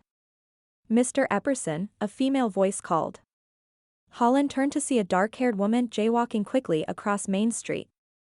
She was followed closely by a man in a baseball cap holding a large camera. Ty groaned. Great, Jimmy muttered. She's been calling me every half hour to find out where you were. Sorry, I guess she's been lying in wait. Who's that? Holland asked. Indy Greenberg. The world's most annoying reporter, Jimmy replied. Holland doubted that label, but there was no time to question. Quickly she reached out and straightened Ty's shirt, smoothing her hand over the soft knit, trying to ignore the goosebumps that broke out on her arms at the feel of his body against her palm. You can just say no comment, she whispered as Indy reached them. Mr. Epperson, what do you have to say about the fire? Indy shoved a recording device in Ty's face, and the man hoisted the camera onto his shoulder. Holland sensed rather than heard the recording start, and she quickly made her way behind the cameraman so she could face Ty. I don't have any comment at this time, Ty said, his eyes darting from Indy to Holland. You were away from home when the fire started, isn't that right? Did you just get back now? Did you come back specifically because of the fire? I was on my way home anyway, Ty said. He shifted his weight, and Holland could feel his anxiety rising. That's all I have to say at the moment. Indy ignored him. KRXR has learned that the fire may have been deliberately set. Who do you think is responsible? What will happen to your foundation now? Ty flushed. Holland marched forward, stepped in front of Ty, and faced the camera. We are very grateful no one was injured, and the damage was contained to this one building. The foundation will release a statement once the investigation is complete, she said. Indy drew back. Who are you? Holland Morrissey, Mr. Epperson's public relations director, Holland said. She spelled her name slowly and carefully so the recorder could catch it. What do you say about the possibility of arson, Ms. Morrissey? Indy demanded, rallying like a true professional. No further comments. Holland said firmly. Could you please give Mr. Epperson some space now? Indy scowled, but finally nodded to her cameraman, and they moved several feet away to record her intro for the story with the damaged building in the background. Wow, thanks, Ty said to Holland. I didn't think we'd get rid of them so easily. Just doing my job, Holland said. She nudged him with her shoulder. See how that means you should let me stay? His eyes were troubled as he gazed down at her. I want to help, Holland said. Without thinking, she reached out and put her hand on his arm. The heat of his skin leaped into her palm. Please, let me stay and help you. Ty looked at the spot where their skin touched and nodded. Okay, he said softly. Thank you. Holland awoke to the smell of cinnamon rolls and bacon. She glanced at the clock next to Ty's bed. Crap, it was already after 9. Farm families got up early, and here she was sleeping in. She hurried to wash up and dress, pulling her wavy black hair into a low ponytail before going downstairs. Ashley and Ty were at the table. Ashley was working on a gigantic cinnamon roll, but Ty had his laptop open and was picking at the keys. Misty was loading the dishwasher while Ellen washed the baking pans. "Good morning." Ellen looked up with a smile when Holland appeared. "We saved you some bacon, and there are plenty of cinnamon rolls. Would you like me to make you some eggs?" "No, thank you, this looks delicious." Holland took a plate to the table and sat next to Ty. "I'm sorry for sleeping so long. You should have sent someone to wake me up," she told him. He was fresh from the shower, his hair still wet and his cheeks slightly red from his shave. She leaned a little closer to get a whiff of his crisp, slightly woodsy aftershave mixed with the tang of cream cheese frosting. Something deep inside fluttered. There was the smell she'd been hoping for last night. "No biggie," he said with a smile. "You had a long trip yesterday, you deserve to get some rest. You did miss Indy's interview from yesterday though. It was on the morning news." "Oh, I forgot about that," Holland groaned. "Will they post it online?" "Probably not," Ty said. It was less than a minute of me muttering no comment and then shots of the building. "They showed you for just a second, but cut your statement, which was pretty stupid. You make for much better TV than me." From the moment Holland met Carson, her role was obvious. She was the supportive one, the admiring one, the compliment giver instead of the receiver. How had she not realized until now how eager he was to take and how reluctant to give? How stingy he was with praise and how he demanded she reciprocate praise or affection 10 times over. Because she'd never had such a direct comparison before. Ty gave compliments without any sort of conditions. His mocha-colored eyes gleamed with sincerity, and Holland had to look away before she went as gooey as the cinnamon roll on her plate. "What's on the agenda for today?" "I already did the morning chores, and Dad can work today without my help, so it's regrouping time." Ty glanced at his computer with distaste. "I'm going through my files and making sure I have everything here. I had a computer at the building and I don't think I had anything too critical on there, but I'm not positive." "You kids have fun with that," Misty said from the kitchen. "I have to go into work." "Nope." Ty shook his head. "No one's going anywhere until we figure out who started the fire. I already missed 2 weeks to go to California." Misty's blue eyes snapped a challenge. "If I miss any more, I'll get fired." "Fine, get fired." "I don't think it's safe," Ty retorted. "I work in a bank, with a security guard," Misty argued. "I'll probably be safer there than anywhere." "Merv Higgins is not a security guard," Ty said, giving her a big brother stare down. "He's 80 years old and spends most of the day sleeping in a chair. I don't think he even carries a gun." Misty stuck her tongue out at him and closed the dishwasher with a thump. "Fine, I guess you get to call Mr. Little and explain to him why I'm not coming in today." "Thank you, I will," Ty said calmly. "Why don't you go read or take a long bath? Get some rest?" He took a sip of orange juice and turned to Holland. "Would you like to see the new house and maybe tour the farm?" With cream cheese frosting melting on her tongue, Holland nodded. A tour sounded perfect. "I thought Hailey would be a little more rural," Holland admitted as they strolled along Main Street. There was something strange about the town, something she couldn't quite put her finger on, but it felt off. "Well, it is the town Bruce Willis built," Ty said with a small grin. "What does that mean?" "Back in the 90s, Bruce Willis and Demi Moore moved here. Allegedly they wanted a little peace and quiet. But it didn't quite work out. They bought a huge house, renovated a bunch of buildings to class the place up, even built a hospital so Demi could have their babies here. Pretty soon Bruce was a one-man industry, and Hollywood followed." He pointed to a 2-story brown brick building. Tan curtains fluttered in the second-story windows above a wide marquee that read The Mint. That was a nightclub and bar. Bruce owned it and brought in a whole bunch of famous acts. The place was hopping for a while. The light changed and as traffic moved off, Holland could see a for sale sign hanging in the first-story window of The Mint. "So what happened?" Ty shrugged. Box office failures, divorce, and I guess Bruce decided he was tired of being a one-man mogul for an entire town. He shut down his companies, and a bunch of people were out of work. It was rough there for a while, but with the growth of Sun Valley, things are recovering. Lots of new money is moving in. Holland studied the mint. Maybe you could buy it? She suggested. Restore it to its former glory. Hey, cool idea. Ashley put in excitedly. We could reopen it and get bands to come play, One Republic, Pink, Hailstorm. She ticked off her wish list on her fingers. Ty laughed. I'm not interested in owning a nightclub, he told his sister. Plus, I'm pretty sure I don't have the pulling power of Bruce Willis. Those performers would tell me to go pound sand. You never know, Ashley pouted.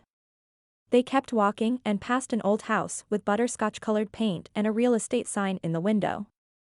A large cobblestone patio shaded by evergreens took up the side yard. So, from the way you said new money, I take it you don't approve? Holland asked, pausing to look at the house. It's not that, Ty said as he stopped beside her. People have a right to live where they want. But there have been a lot of ordinances passed that restrict what others can do, where and what they can build, when they can make noise, even what kind of streetlights we can have. I thought that would be right up your alley, Holland said. Land preservation and all that. Yes. And no. Ty made a face. It gets complicated. I'm all for respecting and caring for nature, but it almost feels like the rich people in town see the rest of us as props, something they can force to fit their idea what a small town should feel like. Ty, I hate to tell you this, but you are the rich people in town now. Ashley gave his arm a good-natured smack. He whirled and wrapped her in a bear hug. Take it back, he ordered as he began tickling her. Holland smiled at Ashley's whoops of laughter and turned back to the butterscotch-colored house. She tried the door and found it locked, no surprise there. She cupped her hands around her eyes and peered through the windows. Inside was empty and quiet. It looked like it had been a store at some point. A raised counter sat in the middle of the room and behind it were doorways leading into darkness. Ty? Holland said, but there was no answer over Ashley's screams. Ty? Holland said again, louder this time. Ty and Ashley broke off tussling. What? Why not this place? For my headquarters? Ty led the way around the house, stopping to look in the windows. It was obviously old and the rooms were small, but it looked in relatively good shape. The whole place oozed charm, a quaint feeling of peacefulness. It was worlds away from the frantic pace of Los Angeles and the sleek, modern offices of Enlightened Images. When they reached the front again, Ty frowned thoughtfully at the house for a few minutes, then took a picture of the real estate sign with his phone. This could work. I'll call the agent today and see if we can get in for a showing. Can we go to the skate park now? Ashley prodded. The skate park was on the edge of town near the airport. Ashley was out of the car before Ty turned off the engine, buckling her helmet as she ran, skateboard tucked under her arm. Holland and Ty found seats on a bench and watched Ashley plunge into the warren of concrete obstacles. She's good, Holland said in awe as Ashley maneuvered her board down a steeply slanted rail. I'd fall flat on my face just trying to stand on that thing. Ty laughed. It just takes some practice. I'm sure you'd get the hang of it after a couple of broken bones. Gee, thanks. She elbowed him lightly in the side. The day was sunny, but the breeze put it definitely on the chilly side. Holland shivered. Where's your jacket? Ty asked. His leg brushed against hers, sending a totally different kind of shiver through her body. I forgot it, Holland confessed. It's over 90 in LA right now, I never think about jackets in June. I have one in the car. Hang on. Ty went quickly to the Mustang and returned with a black jacket which he held while Holland threaded her arms through the sleeves. The jacket was miles too big for her and was warm from the car. Holland began to relax immediately. Sitting wrapped in Ty's jacket had to be the next best thing to sitting wrapped in Ty's arms. Would she eventually know how it felt to be wrapped in Ty's arms? Their relationship seemed to be progressing in that direction, but she knew she needed to be careful. What happened once the foundation was up and running? She had a job and a life in LA, and the idea of a long-distance relationship was not appealing. Besides, what about Carson? They'd put things on hold until he got back at the end of the summer. They hadn't made any commitments to each other, but still there was the expectation that she would wait for him. Ashley crashed and burned on a concrete ramp, skidding to a stop at the bottom. A second later, she leaped to her feet, grabbed her board, and ran back to the top. Does she ever get hurt? Holland winced. Lots of times, Ty said with a grin. She's had more stitches than me and Misty put together. But it doesn't stop her. She's fearless. As he said the words, he glanced toward the parking lot and groaned. A girl was coming toward the gate of the skate park. She wore extremely short denim shorts that showed off her tanned and toned legs, red platform heels, and an electric blue tank top. Her light brown hair hung in long, soft curls almost to her waist, and her enormous sunglasses hid half her face. That's Jamie, Ty told Holland. We dated a few times in high school, then she blew me off. Funnily enough, she's suddenly become interested again. Because of the lottery? Holland guessed. You got it, Ty said grimly. Hello, Ty, Jamie said in a babyish voice. She gave him a huge, syrupy smile. Got enough room for me? Without waiting for an answer, she plopped down next to Ty, too close to Ty. Hey, Jamie, Ty said coolly. He edged away, closer to Holland. His hip pressed against hers, and butterflies shot through her stomach. Jamie crossed her legs and swung her foot back and forth. The red shoe slipped partially off until it was hanging by her toes. Holland could see the streaky line along her arch where her tanner had obviously failed. Is that Ashley out there? Jamie cooed, sending a wave in the direction of the skate park. She's so good at this. Yeah, she really loves it, Ty said. This is Holland, my PR agent, I know, Jamie said. Indy told me. Holland raised her eyebrows. Indy the reporter? Was Jamie friends with Indy, or had she seen the TV interview and pumped the reporter for more information? Stalkerish much? Actually, I'm Ty's PR agent and his girlfriend, Holland said, wrapping her hands possessively around Ty's bicep. His skin was warm and smooth under her fingers, his muscles rock hard. The interview was kind of a fluke. I wasn't going to be on camera, but Indy just kept asking, so. The news station had cut her statement anyway, so there was no way for Jamie to know what she'd said. The red platform stopped swinging abruptly as Jamie pulled her sunglasses off. I just saw you a few weeks ago, and you didn't say anything about a girlfriend, she said accusingly to Ty. We met in LA. Ty looped his arm around Holland's shoulders and pulled her close. Her cheek brushed against his chest, and goosebumps pulsed down her arms and legs. So you've only been going out a few weeks? Jamie asked, her eyes narrowing. Engulfed in Ty's arms, Holland's heart was pounding a mile a minute. She gave what she hoped was an easy laugh. What can you do? When it's right, it's right. Jamie chewed on her lip for a few minutes. But you're not staying, are you? She finally said with a sticky smile. I'm sure that Idaho must seem so boring after the excitement of Los Angeles. Holland couldn't resist. I was afraid of that, she admitted. But Ty is such a sweetheart. He's promised me that we can fly back whenever I want. Just last night, he hired a jet to fly us into LAX because I was absolutely craving the sushi at Garbo's, and there's just nowhere like it here. She gave a breathless little laugh. It was a quick trip, but totally worth it, right, sweetheart? Ty was staring at her. Yeah, totally worth it, he said a bit dazedly. Jamie pressed her lips together, making a show of digging her phone out of her purse and checking the time. I'd better get going. I have to be in Sun Valley in an hour for cocktails with my talent agent. She shot to her feet and scurried away, tripping a little in the red platforms. Seriously? Holland rolled her eyes as she watched Jamie go. That's who you're worried about? I hired a jet? Ty's face was incredulous. Holland giggled. Of course you did. And didn't you see how she was practically burning up with envy? That was fantastic. What the heck is garbos? Ty asked. Nowhere, I just made it up.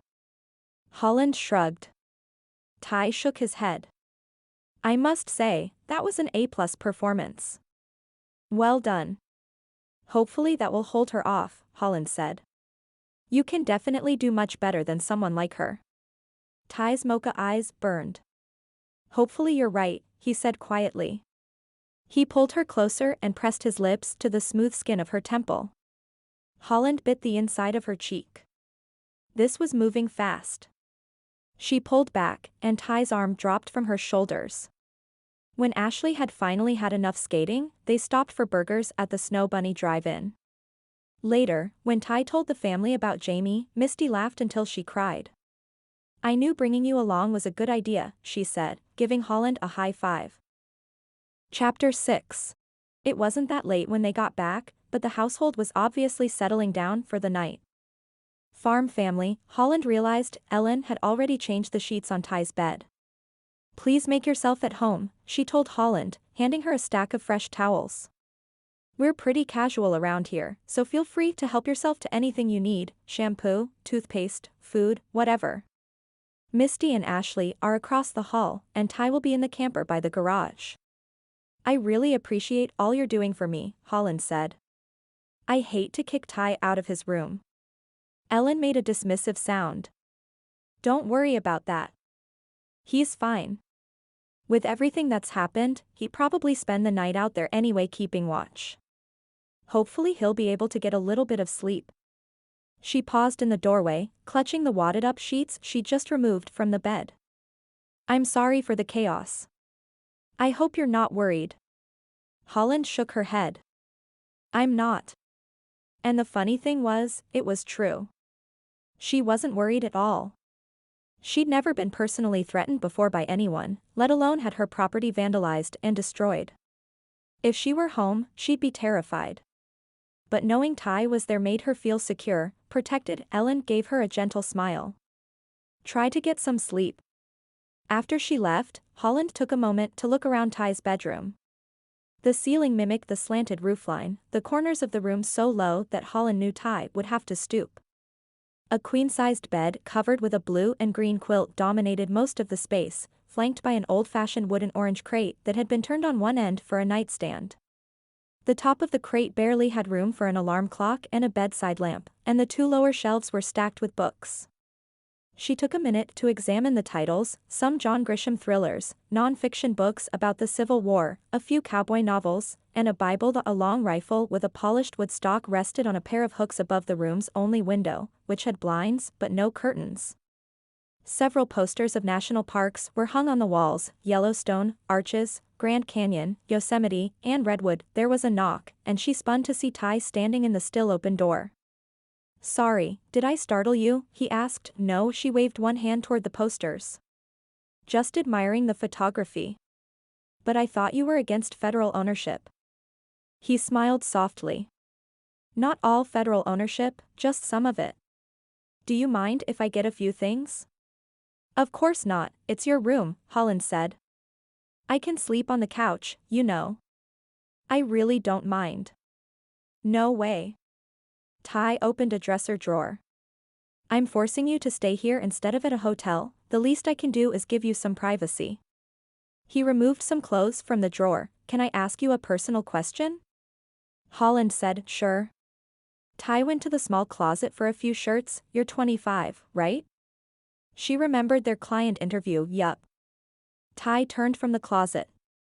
Wondering why I still live at home and why I'm such a loser. He gave her a wry smile. My dad's arthritis is pretty bad and getting worse. He obviously needs my help around here. At first I thought I'd stay an extra year, start college later than I'd planned. But it's funny how 1 year turns to 2, then 3, then 7 before you know it. Or maybe that's just an excuse for my failure to launch. You don't like farming, she guessed. It's okay, Ty said. I like working with the animals and being outside, but it was never my life's goal. What would you want to do if you hadn't won the lottery?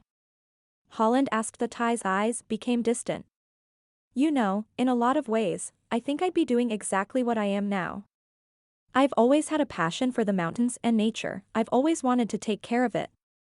So if I hadn't won, I'd probably be right here, wishing I could do something but not having the means. Holland looked around again.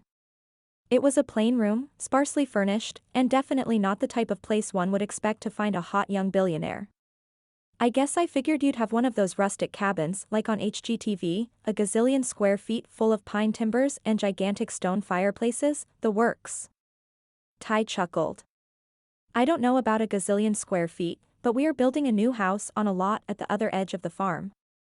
It's for Mom and Dad, though, and once it's built, they'll move into it with the girls while I stay here. I figure they've earned a dream house long before I have. Aside from the Mustang, Holland couldn't name a single thing Ty had bought for himself with his winnings. His generosity touched her to the core. Will you take me to see it tomorrow? Sure, he agreed. It's still in the early phases, but it's coming along. He flushed slightly. We've never had much money before, it's been fun to spoil them a little. So, how old are you? If it's not rude to ask. Not rude. I'm almost 27. I live at home too, mostly because LA is so expensive, but I'm hoping to move out soon. For some reason, she wanted to explain. My sister is younger, and she's already married with 3 kids, all boys. My mother never says anything, but I can just feel how disappointed she is in me. Ty's chocolate eyes were understanding. Are you sure that's what she thinks, or is it pressure you've put on yourself? I don't know, Holland admitted.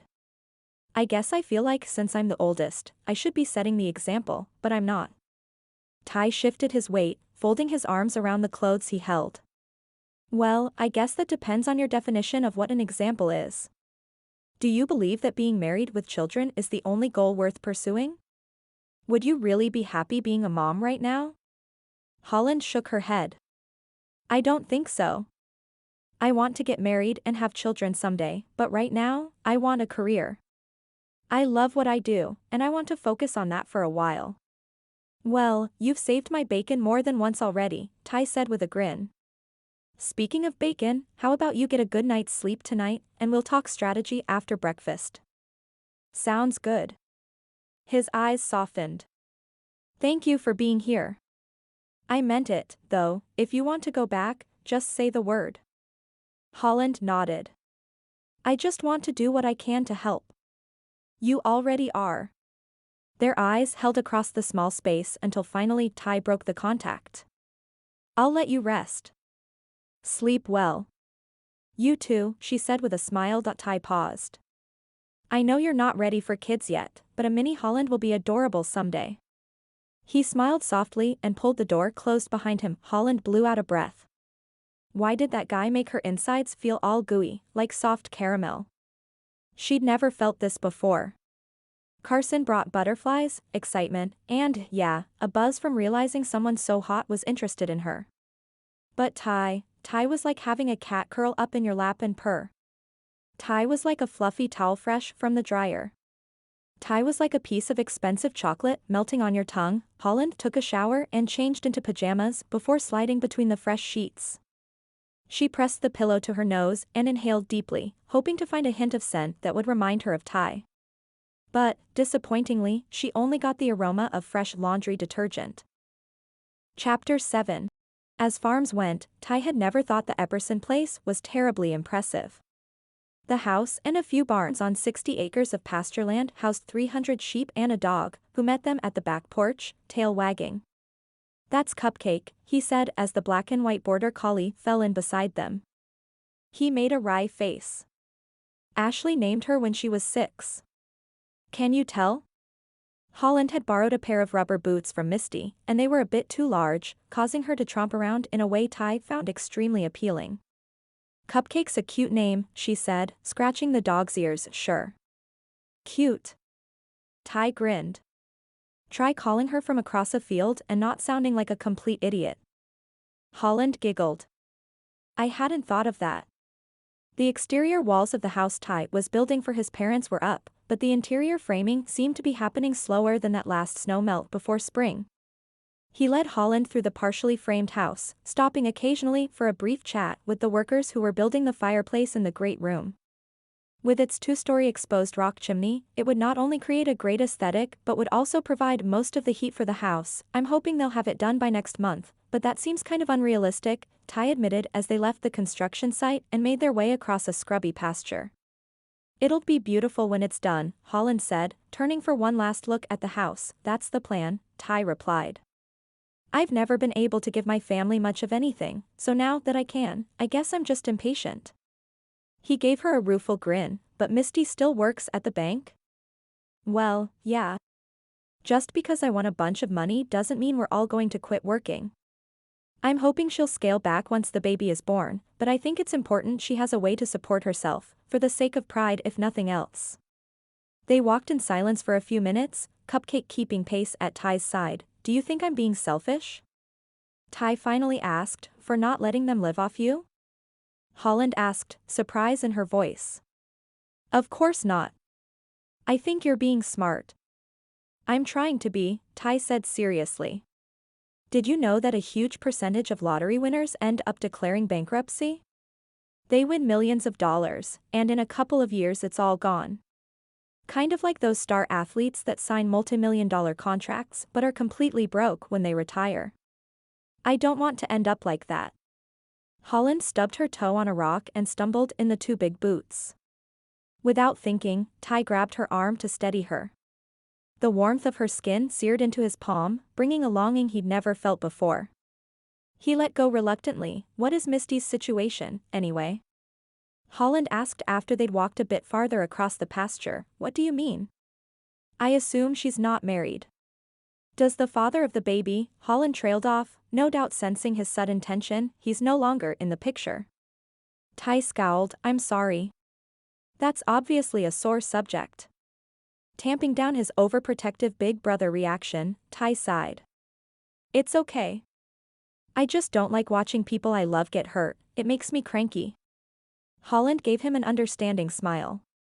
Funny how such a simple thing could make him feel much more relaxed. They finished the tour of the farm and spent the rest of the afternoon at the kitchen table. It was a warm, drowsy kind of day, and the house was quiet.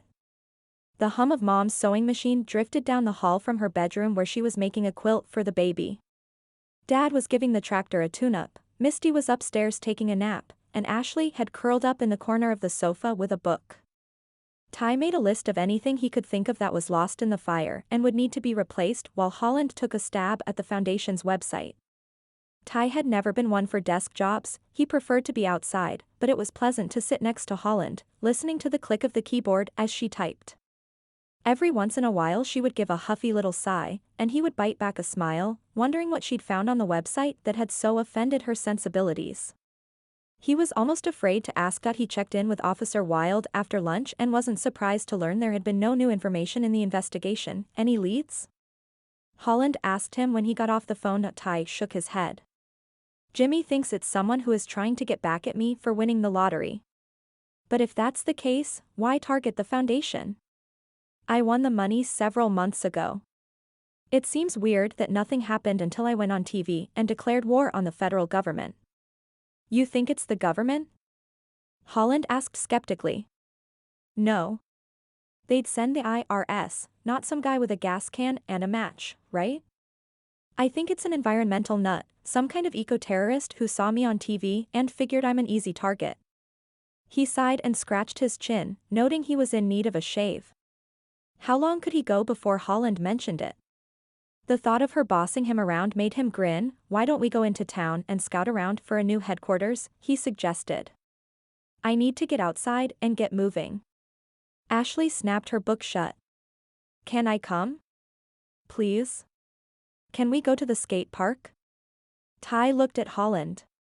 He'd been hoping for more alone time with her, but he'd been promising Ash a trip to the skate park for a while. It's okay, with me if it's okay, with you, he told Holland. Sure, sounds great. Holland grinned at Ashley. I can't wait to see your skills. Ashley beamed. I'll go change, she said, leaping up and taking the stairs 2 at a time. Chapter 8. Ty slipped his boots on and went to check on the sheep. The sheep were most likely fine, but he needed an excuse to get away from Holland for a little while. He kept replaying the scene at the skate park in his head, and every time he did, he felt like an even bigger idiot than before. Of course it was all an act. That's what he'd hired her for, right? Misty had suggested Holland come help, so that's what she was doing.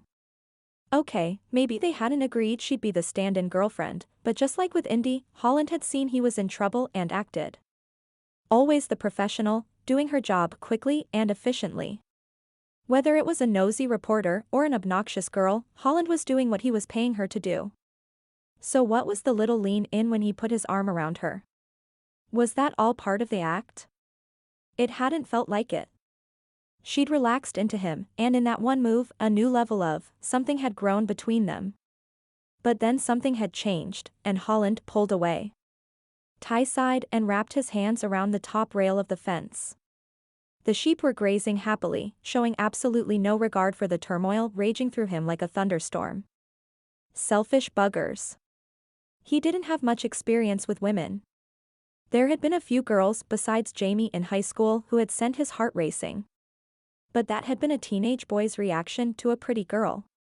With Holland there was something else, something deeper. Attraction, to be sure, but also a desire to hold her and protect her. He wanted to put his arms around her, hold her hand, anything, just so long as he could touch her. He wanted to hear about her past, her present, her future dreams, and he wanted to try and make those dreams come true. The back door opened and closed, and somehow Ty knew it was her. Holland joined him at the fence a few minutes later. She was still wrapped in his jacket, and he had no desire to ask for it back. He liked the way she looked, liked the way it connected them. It gave him hope. "Are you okay? You've been awfully quiet," she said. "Holland, do you have someone you're seeing, a boyfriend or something?" She gave a surprised little blink. Her face fell and Ty's heart plummeted right along with it. Of course she had a boyfriend. He should have known. Holland gripped the fence. "I thought I did," she finally said. "But no, I don't." Hope thumped in his chest and peppered his brain with questions. "How do you only think you have a boyfriend and not know for sure?" he asked, dreading the answer. "This isn't one of those weird online dating things, is it?" She laughed lightly. "No. I was seeing a guy in LA, but it wasn't serious." "Was? So you're not, he's not waiting for you to get back?" "I don't know." Holland kept her eyes on the sheep. "He left before I did for a summer trip. Who knows what will happen when I finally see him again." "But you care about him?" "Yes. But I'm not sure what to think anymore." Ty took a shaky breath. It was better than he'd dared to hope. He placed his palm over hers, marveling at how small and delicate her hand felt.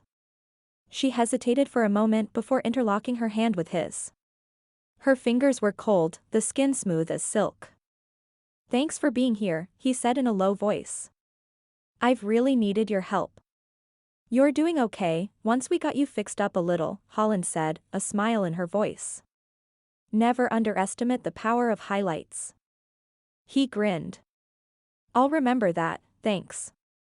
Now that they were back on the farm, he didn't have much need for the fancy interview clothes, just as he'd expected. But Holland hadn't seemed to mind his old reliable jeans and t-shirts. Maybe she was right, maybe the highlights did make all the difference. He chuckled lightly at the thought. "What?" Holland asked. "Nothing," Ty said. "Just contemplating the power of highlights." She nodded, her green eyes twinkling. "See? You're learning." Speaking of highlights, her dark hair picked up faint streaks of gold from the setting sun, and her lips glowed red. The urge to kiss her was almost more than he could take. But it was too soon, he didn't want to scare her away. He had to settle for holding hands while they watched the sunset behind the line of sheep moving toward the barn for the night.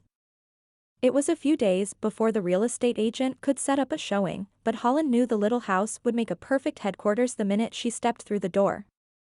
From the creaky wood floors to the wavy antique windows, the entire place personified Hailey's roots. Ty was feeling it too, she could tell by the way his face lit up as they went from room to room. The place was quiet with an air of anticipation, as if it was waiting for them to come and breathe life back into it. They inspected all the rooms, even venturing into the creepy attic, where they found some old wooden crates and boxes that had been left behind by a previous tenant.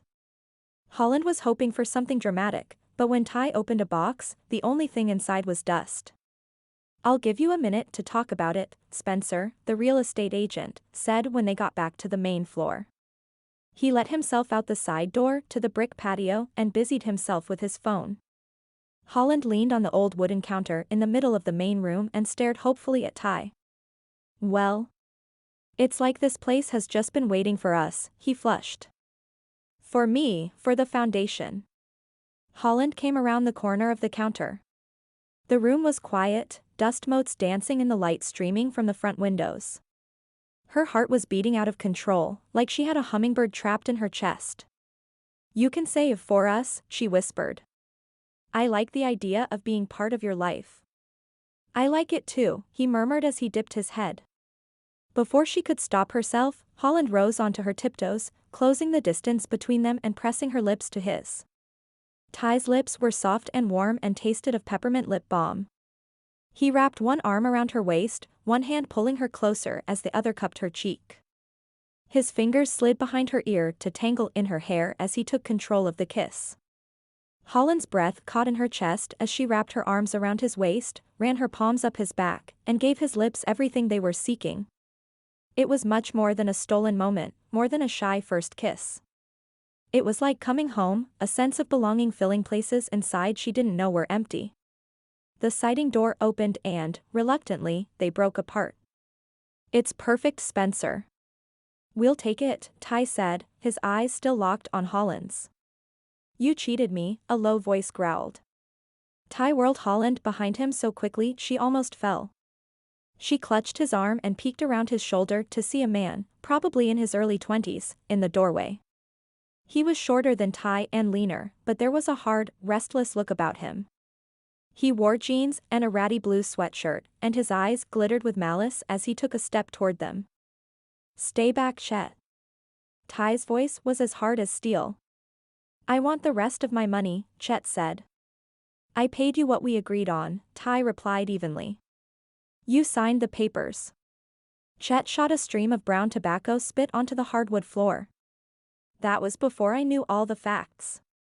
You cheated me." "I saved your butt," Ty said, his tone heavy with contempt. "Misty could have sued you for child support and cost you a couple of grand every month for the next 18 years. You got off easy." "That's my son," Chet insisted. "Not anymore," Ty replied. "You signed the papers and you got your money." Spencer appeared in the doorway Chet had left open and took in the scene. "Everything okay?" "Everything's fine," Ty grated, his eyes never leaving Chet's. Chet spun on the heel of his cowboy boot and pushed his way past Spencer. He slammed the door so hard that the windows rattled. Ty stood in the center of the room, fists clenched at his sides. Holland could see the muscles working beneath his jaw as he ground his teeth. "We'll take the house. Let's get the paperwork finished now." "Great," Spencer said in a falsely upbeat tone. "I'll call my secretary and have her get started. We should be able to sign tomorrow." He left, and Holland squeezed Ty's arm, running her palm down the tense and corded muscles. "Are you okay?" Ty's shoulders slumped as he relaxed. "Yeah. Just hate dealing with that dirtbag." She trailed off. "Chet Coleman, Misty's ex. His parents own the farm next to ours. What she ever saw in him, I'll never know. She doesn't either, now." He sighed. "But, what do you do? She made her choices, and I can only do so much to help." Holland was piecing facts together. "You paid him to give up his parental rights?" "Yes," Ty said. "He didn't want the baby anyway and was trying to pressure Misty into getting an abortion. I just gave him an easy way out." He glanced with disgust at the puddle of tobacco juice Chet had left behind. The judge wouldn't grant the termination until my parents signed on as the baby's legal guardians. That way, if anything were to happen to Misty, the baby will stay with our family. How much did you give him? Holland asked. $30,000, plus enough to cover the taxes on it, so it really was 30 grand, Ty said. And now he obviously thinks he's owed more? Yeah. Ty scratched at the stubble on his cheek. I guess 30,000 seemed like a lot until the idiot did some research and realized how much money I actually won. But it's too late now, I made sure everything's legal and binding. Could Chet have burned the building? Holland asked. A sick feeling was growing in her stomach. No, Ty shrugged. Chet's just a small-town bully. He likes to make a lot of noise, but when push comes to shove, he backs off, just like he did today. Besides, how does burning my building help him? He exhaled deeply, wrapping his arms around her and drawing her close. Holland rested her head against Ty's chest, pressing her cheek to the softness of his shirt. I'm tired of talking about money and the foundation, Ty murmured, his lips against her hair. Let's talk about something much more interesting. She couldn't help smiling. Such as when I can kiss you again. Holland lifted her face and pretended to think. How about in 3 more hours? Nope, Ty murmured. How about 3 more seconds? Butterflies shot through her stomach. Oh really? That soon, she teased. 3, 2, 1, Ty whispered. His lips descended to cover hers, and Holland forgot about everything else. Chapter 9. Ty banged into the house early the next morning after feeding the sheep to find Holland already awake. She was on the couch with her laptop, wrapped in the quilt he kept at the foot of his bed. His mom had made it when he graduated from high school from pieces of t-shirts he'd had over the years, some going as far back as kindergarten. Seeing Holland in the quilt was satisfying, as if his past and his future were converging. Why are you up so early? He asked. Couldn't sleep, she said with a soft smile that went straight to his heart. He crossed the room in a few long strides and reached out to brush her hair back from her forehead. Everything okay? She nodded. Just a lot on my mind. You're going running now? Holland glanced out the window where the light was still the steely blue of early morning. It's got to be freezing out there. Ty laughed. It's not that bad, especially once you get warmed up. You wanna come? No way. She huddled deeper into his quilt. I'll talk you into it eventually. Be back soon. He dropped a kiss on her forehead and left, pulling the door shut against the blast of cold air from the outside. Ty hit the button to start his music. He ran down the driveway and onto the main road, gradually working up speed. The crisp morning air burned his lungs and stung his face, and he grinned. There was nothing like it, outrunning while the rest of the world slept. He'd gone almost 3 miles by the time the first rays of sun pierced the sky over the mountains. Ty breathed deeply and pulled his earbuds out so only the sounds of the morning and his shoes crunching in the gravel along the road filled his head. And thoughts of Holland. She'd looked so cute with her black hair streaming over one shoulder and her sleepy eyes. He'd wanted to pull her onto his lap and bury his nose into the warm hollow of her neck just to breathe in the smell of her. He'd barely slept last night, tossing around on the lumpy mattress in the trailer, thinking of her, and wondering if her feelings were as strong as his. Was he moving too fast? Well, he didn't need to rush things. He was going to sign the purchase agreement on the new headquarters later today, and after that there was plenty of work to get it ready. Not to mention actual foundation work. He could definitely find enough to keep Holland employed full-time for a long time. If she wanted to stay, that is. Could she learn to love Idaho, or would she miss California? Would she want to be that far from her family? The only way to know was to ask her. The roar of an engine cut through his thoughts, a growl coming too fast and too close. Instinctively, Ty dove sideways into the weeds along the road as a pickup truck swerved over the white line, directly where he'd been only seconds earlier. The tires kicked gravel in his face as the driver gunned the engine and peeled out, roaring down the road.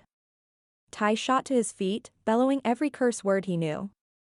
He didn't recognize the truck, a big black Ford, and he took off after it, hoping to at least catch a license plate number. But it was useless. After a few minutes, he came to a halt.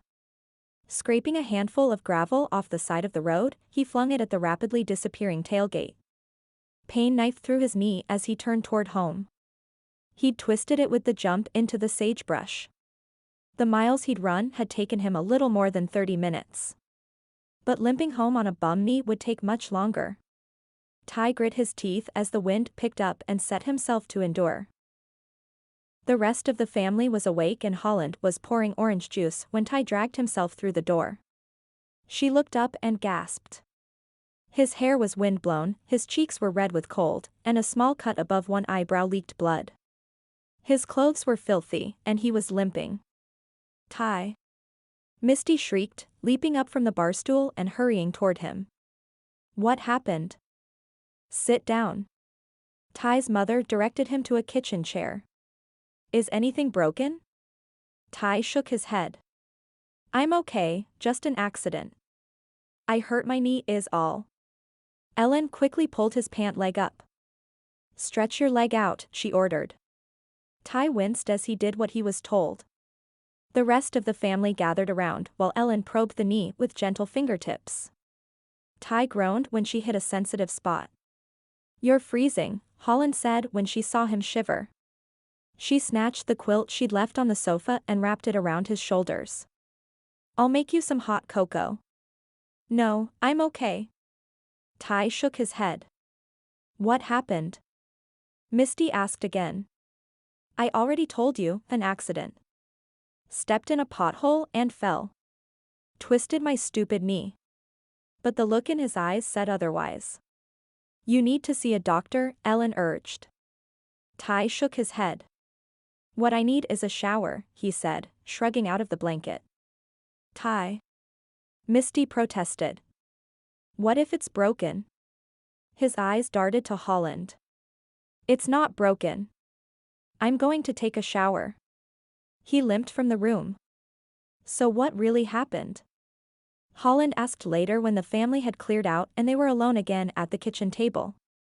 Ty was scrolling through her latest changes to the website, but from the glazed look in his eyes, Holland knew he wasn't really paying attention to the screen. I already said, I tripped over a pothole like a big dumb idiot, he said, not looking at her. I don't believe you. Ty lifted his head and glanced around, making sure they were alone. Okay, fine. Someone tried to run me off the road. I hit the dirt, rolled a bit, and banged up my knee. Her hand flew to her mouth. They tried to run, as in run over you with a car? A truck, he clarified. I think it was more of a scare tactic than anything, but it kinda worked. You didn't see who it was? He shook his head. Probably the same people who torched the building. Looks like they're getting more aggressive. We have to call the police, Holland insisted, reaching for her phone. What if the next time they actually hurt you? Or someone else? Ty's mouth was set in a grim line. I don't want to live my life surrounded by police or security guards. I've seen plenty of rich guys around here who think they have to travel with entourages. That's not me. I don't know if you have that luxury anymore, Holland said in a small voice. Like it or not, you're known. And sometimes money and fame turns people into targets. The thought of someone out there watching them turned her blood to ice. I know, Ty sighed. He rubbed his eyes and then gave her a quick kiss on the nose. Come on. Let's go by the house. Chapter 10. Ty signed his name on the final piece of paper and slid it across the table to be notarized. I'll have the bank send the wire over this afternoon, he told Spencer. The real estate agent nodded. It'll take a few days for the funds to transfer, but you should be good to go. I'll let you know when I get the keys. He nodded toward the stack of papers on the glossy wood table. Do you want to wait for copies? No. Just email them to me, Ty said. They left the office, and Holland bounced along beside him as they strolled hand in hand down the sidewalk toward the Mustang. He couldn't help grinning at her energy. I need to get some security posted, he said, trying to force his brain to focus on something other than thoughts of kissing Holland. We should also talk about getting someone out of the house by tonight. Okay, but first, food, Holland broke in. I'm starving. Aren't you? He'd been too preoccupied to think of food, but now that she mentioned it, he was hungry. Have you ever had a KB's burrito? Ty grinned and tugged on her hand. Come on, it's just down the street. The walk was a bit farther than he'd anticipated, especially with a sore knee. Ibuprofen had gotten him through the last few days, but he'd been weaning himself off of it and hadn't taken any this morning. He regretted that decision as the knee throbbed. They ordered burritos and took a seat on the patio to wait. Ty stretched his leg out and massaged his knee while he listened to Holland brainstorm. We should definitely throw a party once the renovations are done. Her eyes lit up. Invite a bunch of bigwigs from here and Sun Valley, and we could have displays showing what we're trying to do. Once you get the support from the community, I'll bet the thugs will back off. I can do that only if you promise to help, Ty said. Hosting a party for a bunch of rich people doesn't seem too terrible if I know you're on my team. Her eyes softened, and she reached out to brush her fingers over his cheek. I'd like that. They were interrupted by the arrival of the burritos, each as big as a football. This is the only place I know that puts yams in burritos, Ty said, sighing in satisfaction as they dug in. Here, you have to try it. He offered a bite to Holland. Watching her blow lightly on the food to cool it before closing her lips around his fork just about turned him to mush. Sharing food with her felt so intimate. I need more water. Do you need more iced tea? She said, rattling the ice in her cup. Ty started to get up. I'll get them. No, I'll do it, Holland insisted. You stay there and rest your knee. She grabbed both their cups and went back inside. He watched her until she disappeared into the crowd. He was asking her to stay, he wanted her to stay. Thoughts of building a life with her came so easily, so naturally. Was this love? Holland stood at the soda machine watching the ice pour into Ty's cup. A few weeks ago, she was in LA heading to the mall to play dress up with her newest client, a hayseed billionaire from Idaho. Now, things were moving too fast, she knew that. But it was hard not to give in to the temptation to throw caution to the wind. Could she live in Hailey? The thought of leaving Ty and his family left her feeling empty. She loved LA with its glamour and sunshine. She'd miss her parents, and she would definitely feel the distance from the ocean. But what was all that when there was Ty and this new sensation racing through her that made her feel giddy and weightless? Besides, that's why there were airplanes. They could visit any time they wanted, right? She finished filling the drinks, snapped the lids in place, and turned to go back outside. A crowd had come in and was blocking the doorway. She maneuvered through the crush of people, concentrating on not spilling the drinks. She heard a shriek of laughter and looked up in time to see Carson come through the door. He was extremely tan and scruffier than she'd ever seen him. Blonde whiskers covered his cheeks, and his hair was hanging in his eyes. He wore a pair of cutoff shorts and an old t-shirt that was sweat-stained and grimy. His shoes were dusty, as were the sunglasses balanced on the top of his head. The laughter had come from the woman who clung to him, both her arms encircling his waist. She was small, emaciated even, with bony shoulders jutting out of a green tank top. She wore shorts, and her long blonde dreads spilled out of the bottom of a battered straw cowboy hat. But what really caught Holland's eye was the glint of silver on the woman's left hand. A wedding band. Carson's arm was around the woman's shoulders, and as Holland watched, he pulled her closer to give her a quick kiss on the temple. Just before his lips broke contact with the woman's skin, he looked over and saw Holland frozen, staring at them. Holland? Carson said incredulously. She couldn't move, couldn't speak. She'd sent him at least a dozen texts, and he hadn't returned a single one. She'd assumed he was off in the mountains out of range. Well, maybe he was, but that clearly wasn't the only reason he hadn't returned her messages. What are you doing here? Carson asked. What was she doing here? Her brain didn't work. I thought you were biking? Yeah, we are. There are some sick trails up here. His eyes widened, sending her a message. A silent plea. This is Gabby. My wife. Holland's eyes shot again to the ring. Oh. How long? Her throat was so dry the words wouldn't come. How long have you been married? She finally rasped. 2 years. Gabby's eyes were like 2 chips of ice. Holland's arms were numb, and there was a roaring in her brain that blocked out everything but the words echoing over and over. 2 years. Her memory flashed over every encounter she and Carson had had, the way she'd fallen for him. She'd only given him kisses, but he'd wanted more.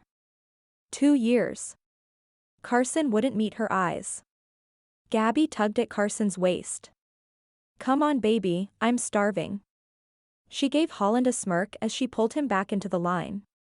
Nice to meet you. Holland stumbled outside. Her body felt disjointed, like when the core elastic broke in her Barbie dolls, making them limp and useless.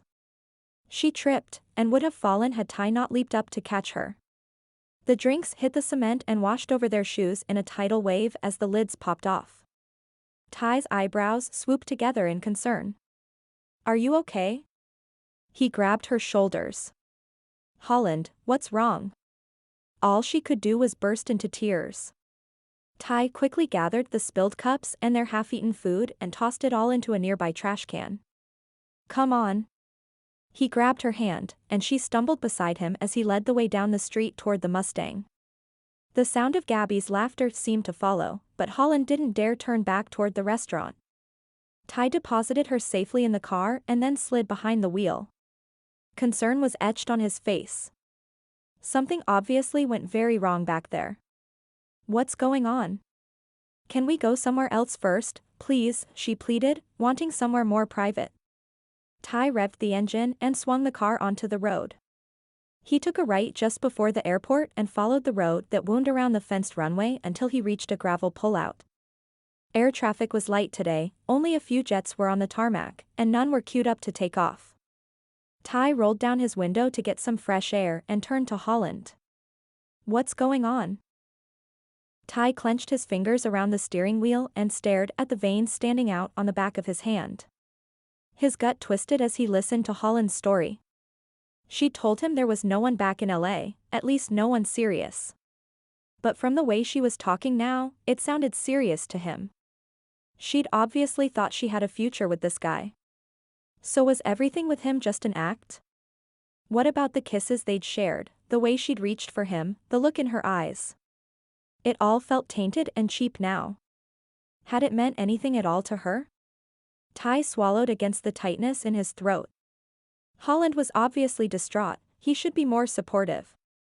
But he had no words of comfort to offer, only the bitterness of disappointment and the sting of humiliation.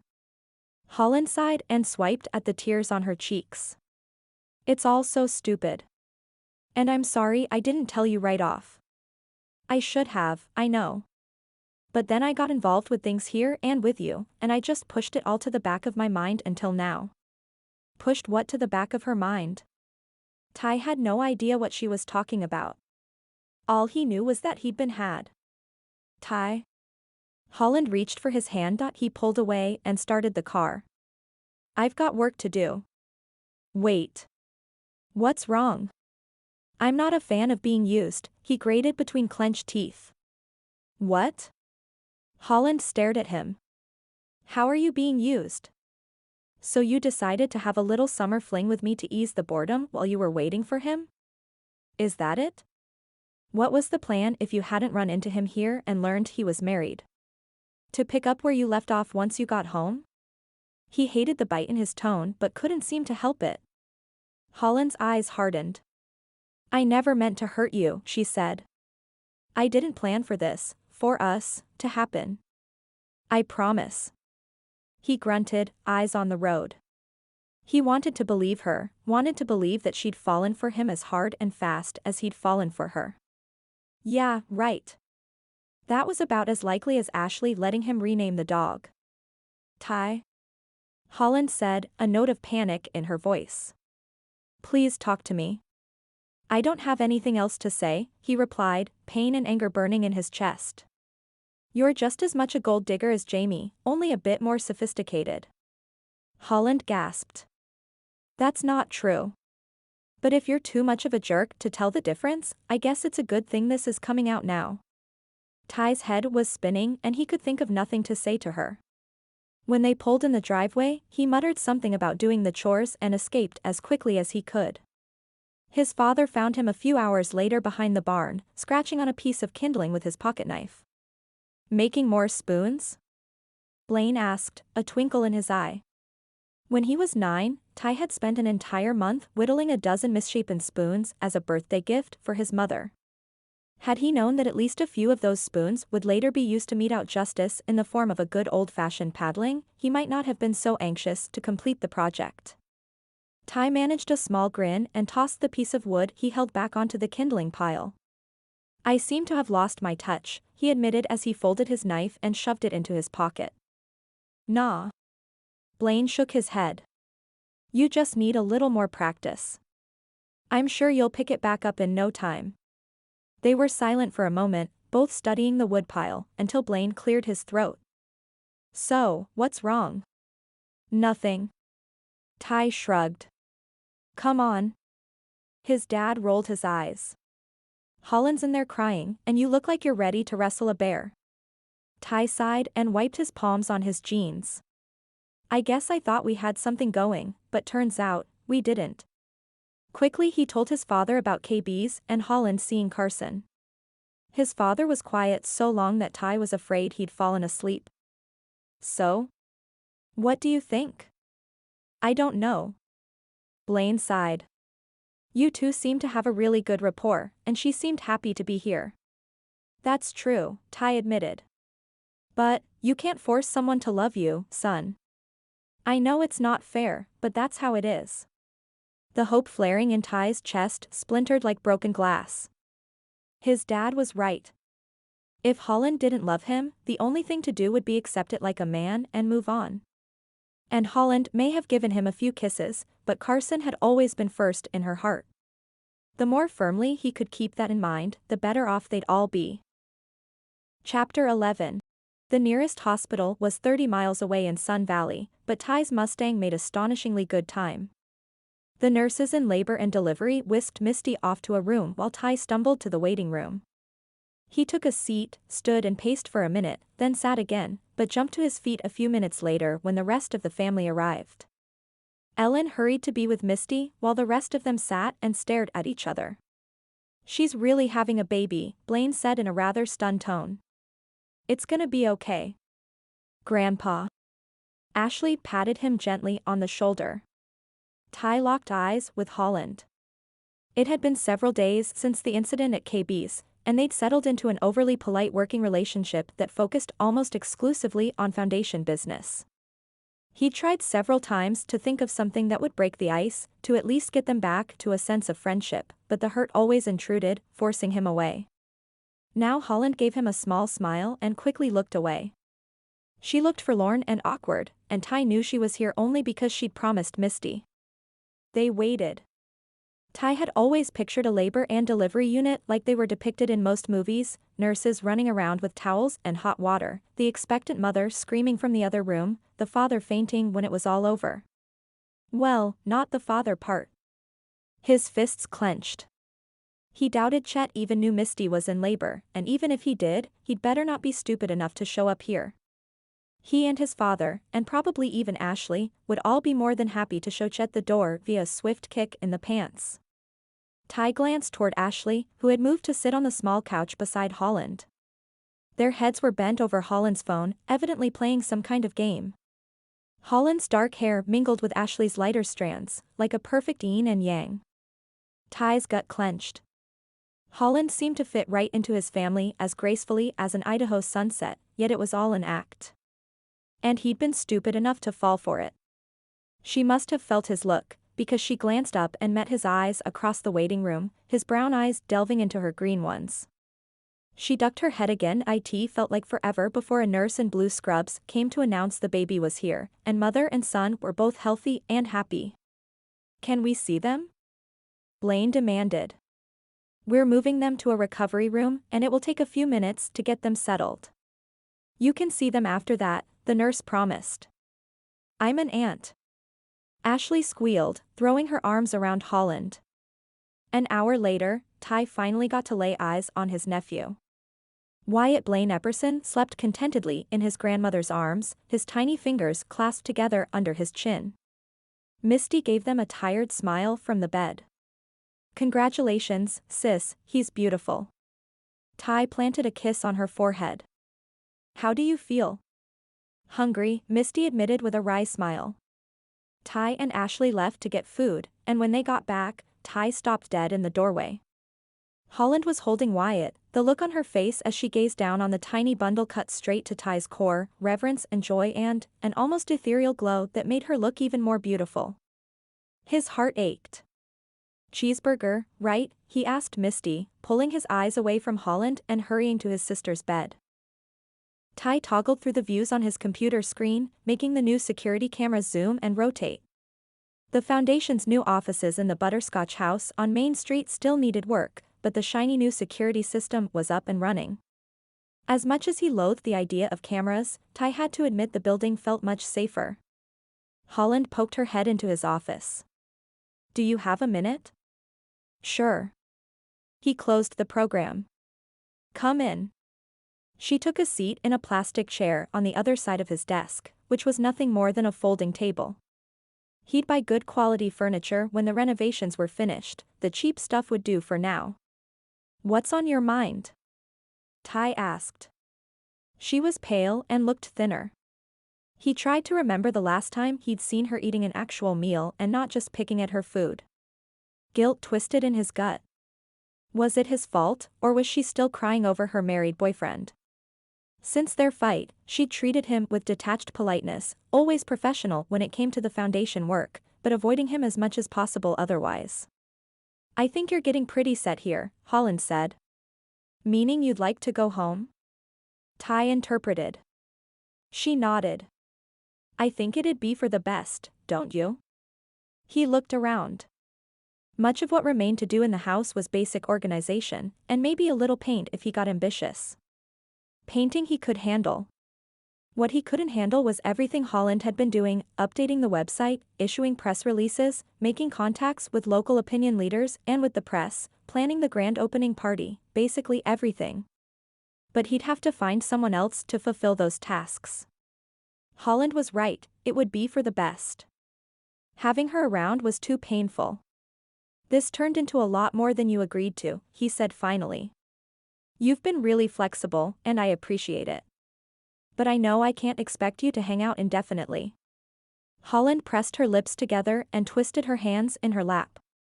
Well, I'm glad that things are going so well. When can I leave? She couldn't wait to be out of here.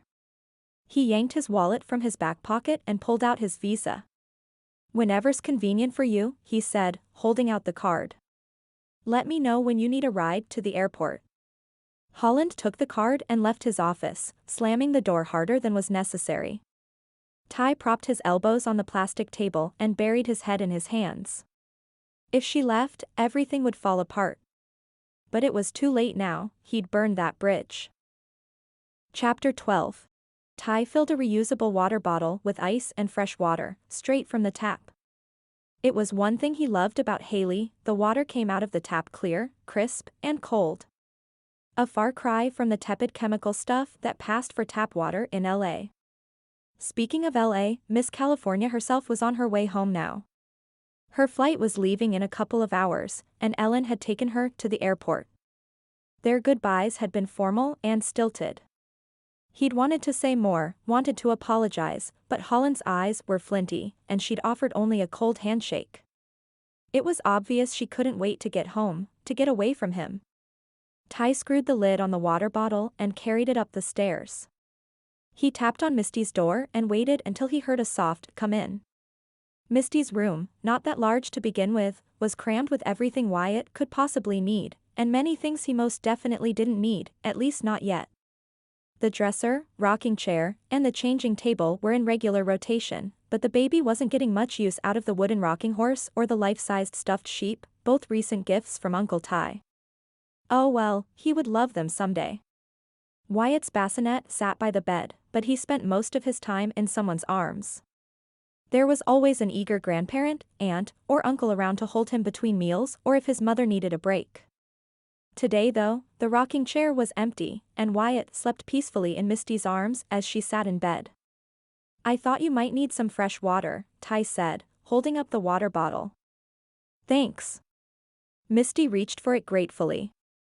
I can't believe how thirsty nursing makes me. Ty peeked at his nephew. He wore yellow pajamas and a matching yellow knit cap, and his long, tapered fingers were folded over the edge of the plaid blanket.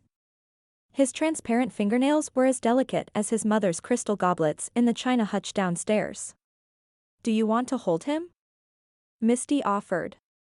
I hate to disturb him when he's sleeping so deeply, Ty said. He'll stay asleep, Misty said. Besides, I need to get up.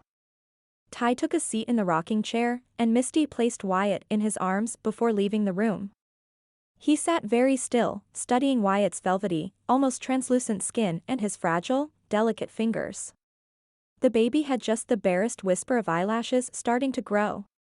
Ty smiled and lowered his face to Wyatt's, breathing in his unique scent, part baby powder, part milk, and part something that was mysterious, almost magical. It's been a long time since we've had a baby around, hasn't it? Misty observed when she got back. Ty nodded. I vaguely remember when you were a baby, and I do remember Ashley, but I didn't really care that much. Well, you were 13, Misty pointed out. What 13-year-old boy cares very much about babies? She groaned as she slid back into bed. Do you need some help? Ty asked in concern. I'm okay, Misty said, shaking her head. In a lot more pain than I expected, but whatever. He's worth it. She gave her son an adoring look. Want some pain meds? I had some not too long ago, Misty said. I'll be okay. Do you want him back? Ty asked, tipping his head toward Wyatt and already feeling bereft. Why don't you keep him for a minute? Misty's eyes flickered out the window and back to Ty.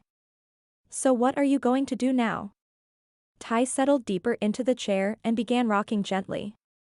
The website is getting a couple hundred hits a day. That doesn't sound like much, but it's a start. And we're thinking of doing a YouTube channel that. He trailed off. The YouTube channel had been Holland's idea. Now that she was gone, he doubted it would ever come to fruition. Misty rolled her eyes. Not about the foundation, you dork. I meant between you and Holland. What's going on there? Oh. Ty cleared his throat. Nothing, I guess. You know she left, right? Duh. Misty rolled her eyes. She told me, goodbye, this morning. Why'd you let her get away? Well, you know this was only temporary. Misty gave him a level stare. Are you being a stubborn old donkey? And I'm saying donkey because my baby is in the room, but feel free to substitute the biblical term in your own mind. Ty narrowed his eyes at her. It's not that simple. Yeah, it is, Misty insisted. Wyatt stirred, and she lowered her voice. You love her, and she loves you. She doesn't love me, Ty said. She was only pretending. I've seen the way she looks at you, Misty said.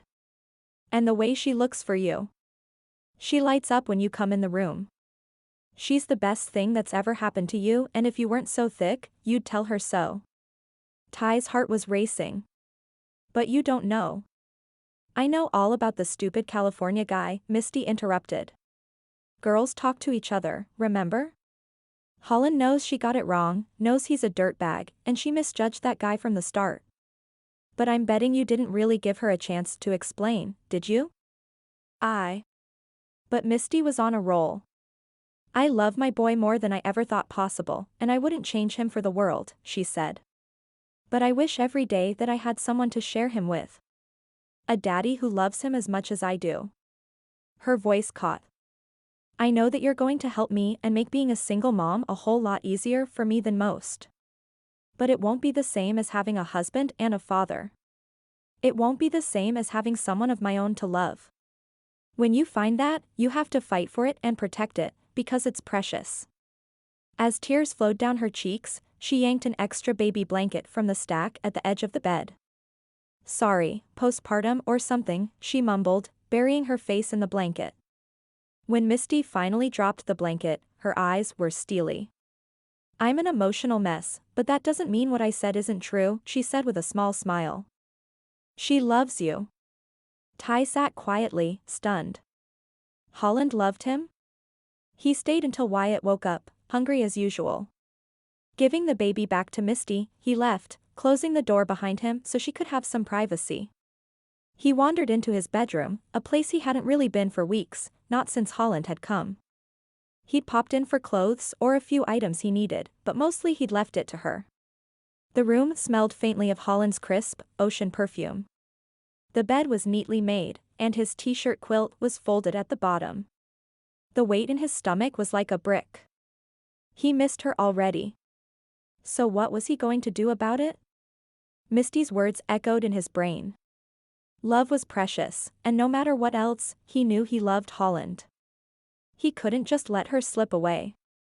He glanced at the alarm clock on the orange crate nightstand. Her flight didn't leave for at least another hour. Maybe there was hope. Ty was reaching for his phone when he heard the door downstairs bang open and Ashley shouting. Holland hugged Ellen, goodbye, and lugged her bag into the airport. She checked in and took a seat near the windows to wait. She'd come early, figuring it would be easier to wait here than at the house. Her eyes burned, and her throat was tight. Saying goodbye to everyone had been hard, especially to Misty. For all their promises to keep in touch, Holland knew it probably wouldn't happen. There would be texts and emails for a few weeks or maybe even months, but those would taper off as they each became immersed in their own lives, Misty with her child, Holland back in LA with her career. There would be updates once in a while, but even those would fade eventually. Maybe someday she'd open her email to a wedding announcement and learn Misty had found her happily ever after. Or Ty had. He was busy with the foundation, and his growing confidence would likely help him fend off any more gold diggers. But he wouldn't stay single for long. He'd be cautious, but eventually he'd meet someone he could trust. Someone who could make his eyes gleam with laughter and burn with desire. Someone who could help him with his work and take care of him just as fervently as he would take care of her. Pain ripped through Holland. She didn't want Ty to find someone, she wanted him to find her. She wanted to be the one sitting across from him every day in the little butterscotch house, planning the foundation's next steps. She wanted to be the one to ignite the spark in his eyes. Would he listen if she tried to explain what had happened? Or was his pride so hurt that it was over? Holland turned to look out the south windows in the direction of the farm. She saw the smoke, black and thick, curling into the azure sky. She gasped and took off running, ignoring the cry from the gate agent. Down the hall with its stone and exposed timbers and through the doors. She looked around frantically, as if a cab would somehow materialize or Ellen had, for some unknown reason, decided to wait. But there was nothing. Fear trickled down her spine. The smoke was coming from the Epperson farm, she knew it. Hands shaking, she fumbled for her phone before realizing she didn't know who to call. Someone had undoubtedly already alerted the fire department, and she would only be in the way if she tried to call the family. But she couldn't just sit here doing nothing. A battered pickup truck pulled up to the curb, and an older couple got out.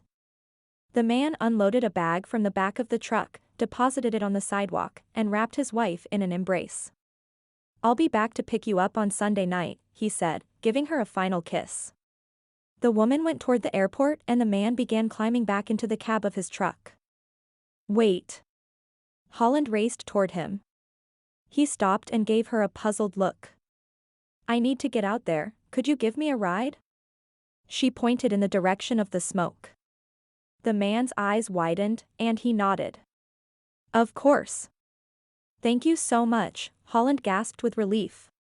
The drive seemed to take forever. Thankfully, the old man did not try to make conversation, he merely followed her directions. At one point, he pulled to the side of the road as a fire truck came speeding by, followed by an ambulance, lights flashing and sirens blaring. Holland's heart was in her throat. As they got closer, she realized the fire was coming from the new house still under construction on the other end of the property. "Stop here, please," Holland said, and the old man brought the truck to a halt in front of the farmhouse. She pulled a 20 from her wallet and held it out, but he waved it away. "I don't want your money. Is there anything else I can do?" Holland shook her head. "Thank you so much." She didn't wait to hear his reply but turned and ran toward the house. "Ty." She burst through the doors. "Holland?" Misty hurried around the corner, clutching Wyatt to her chest. Her face was pale and etched with worry. Holland wrapped them both in a hug. "What happened?" "I'm not sure. We saw the smoke and everyone went over there to see if they could put it out." She stomped her foot, and Wyatt stirred in her arms. "Stupid idiots. Why can't they just leave us alone?" "I don't know." Holland sighed deeply. It could be an accident, but given everything that had happened, she knew it was unlikely. "Are you okay?" "I'm fine. Just wish there was something more I could do than sit here waiting." Misty sighed. "I need to change Wyatt's diaper, be right back." Holland nodded, and as Misty went upstairs, she stepped onto the front porch, watching the smoke column, eyes straining as if she could somehow see what was going on. Was the smoke thinning? It was hard to tell. She got out her phone again and pulled up Ty's number, but hesitated over the call button. He was certainly in the middle of everything, she didn't want to bother him. If only she could know he was okay. If she ran across the fields, she could be there in 5 minutes. Holland went back inside, intending to let Misty know where she was going, but the words stuck in her throat at the sight of a man coming in through the sliding door. He was silhouetted against the bright light, but she knew it wasn't Ty or Blaine. Wrong shape. Then the man stepped further into the room, and Holland's stomach clenched. It was Chet Coleman. His lip curled in a sneer when he saw her. "Where's my son?" "Lock the door, Misty." Holland screamed. She spun and rushed up the stairs toward Misty and Wyatt.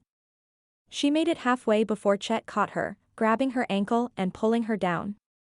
Frantically, she spun and kicked at him with her free leg but missed. Chet yanked her ankle, and Holland gasped as the back of her head caught the edge of the step, sending stars slamming in front of her eyes. Dimly, she heard Misty screaming. Holland threw her arms out trying to stop the slide as Chet pulled her down the stairs, but she couldn't stop. Her back scraped against each step as she bounced downward. They reached the bottom of the stairs, and Chet dropped her ankle. "Leave them alone," she pleaded. "She didn't do anything to you." "You stay out of this," Chet snarled. "I want my money, and I want my son." He turned toward the stairs again, and Holland didn't stop to think. She pulled herself up and launched herself at him, slamming into his broad back. Her arms locked around his neck and she dug her knees into his spine. Chet grunted and jerked his shoulders, throwing her off as easily as if she'd been a child. Holland fell into the glass-topped side table, which shattered around her. She lay dazed amidst the broken glass. Chet's face took on an ugly sneer, and he pulled a pistol from the waistband of his baggy gym shorts. "You should have stayed out of it," he said, waving the pistol at her. Holland froze, her eyes trained on the barrel of the gun, the black hole where a bullet could end her life.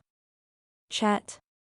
Misty was at the top of the stairs, Wyatt wailing in her arms. "Leave her alone, Chet," she cried. Chet's eyes went flat, and he turned, moving the gun barrel away from Holland's face. "Give me my son," he said, low and menacing. "No," Misty's voice shook. "Go away and leave us alone." Holland lay very still, eyes scanning the floor. Where was her phone? She'd been holding it right before she saw Chet come in. She had to find it, she had to call Ty. "I was tricked," Chet snarled. "Your brother tricked me." Tears were running down Misty's pale face as she clutched Wyatt to her chest. "Just go away, please," she whispered. "You don't want to do this, you don't want to hurt anyone." "You're mine, and that baby is mine," Chet said. "If your brother wants you back, he's going to have to pay up, way more than last time."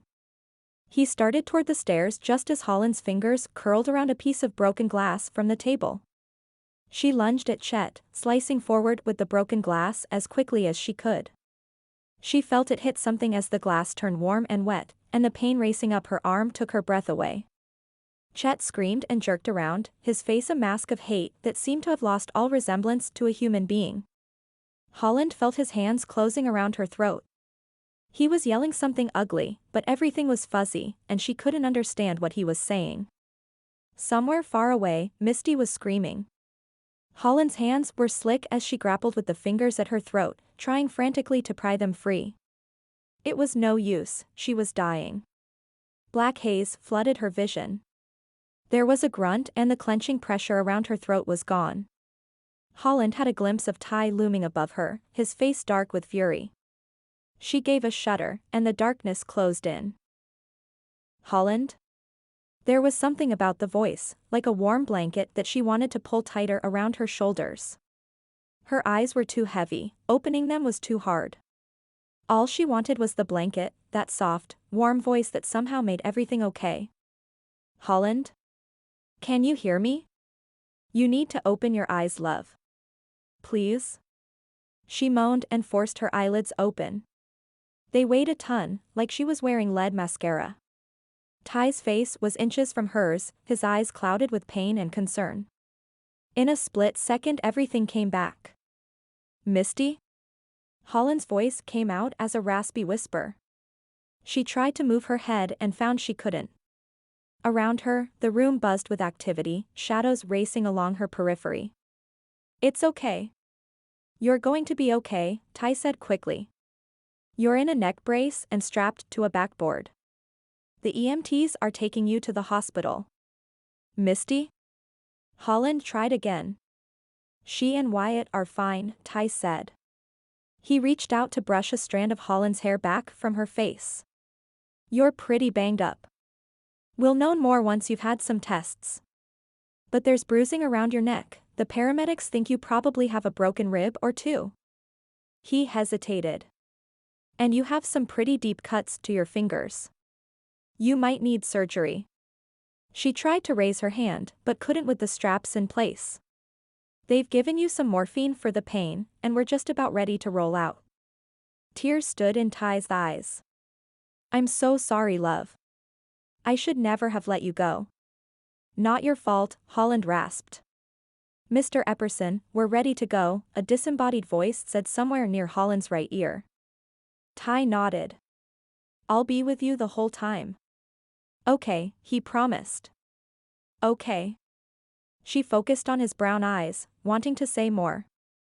She murmured something, or tried to, but gave in to the morphine, letting it pull her down into the darkness again. Only this time it wasn't a panicked, terror-soaked nightmare of Chet's choking fingers. It was the sweet, comforting darkness of a deep sleep and the promise of Ty's arms.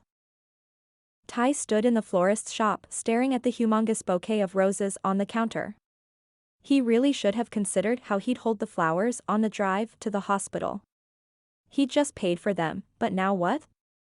I don't suppose you have a van, he asked the pimply-faced teenager behind the counter. Yes, sir, when would you like them delivered? The boy said quickly. Right now. Can you follow me there? Ty asked. Let me check.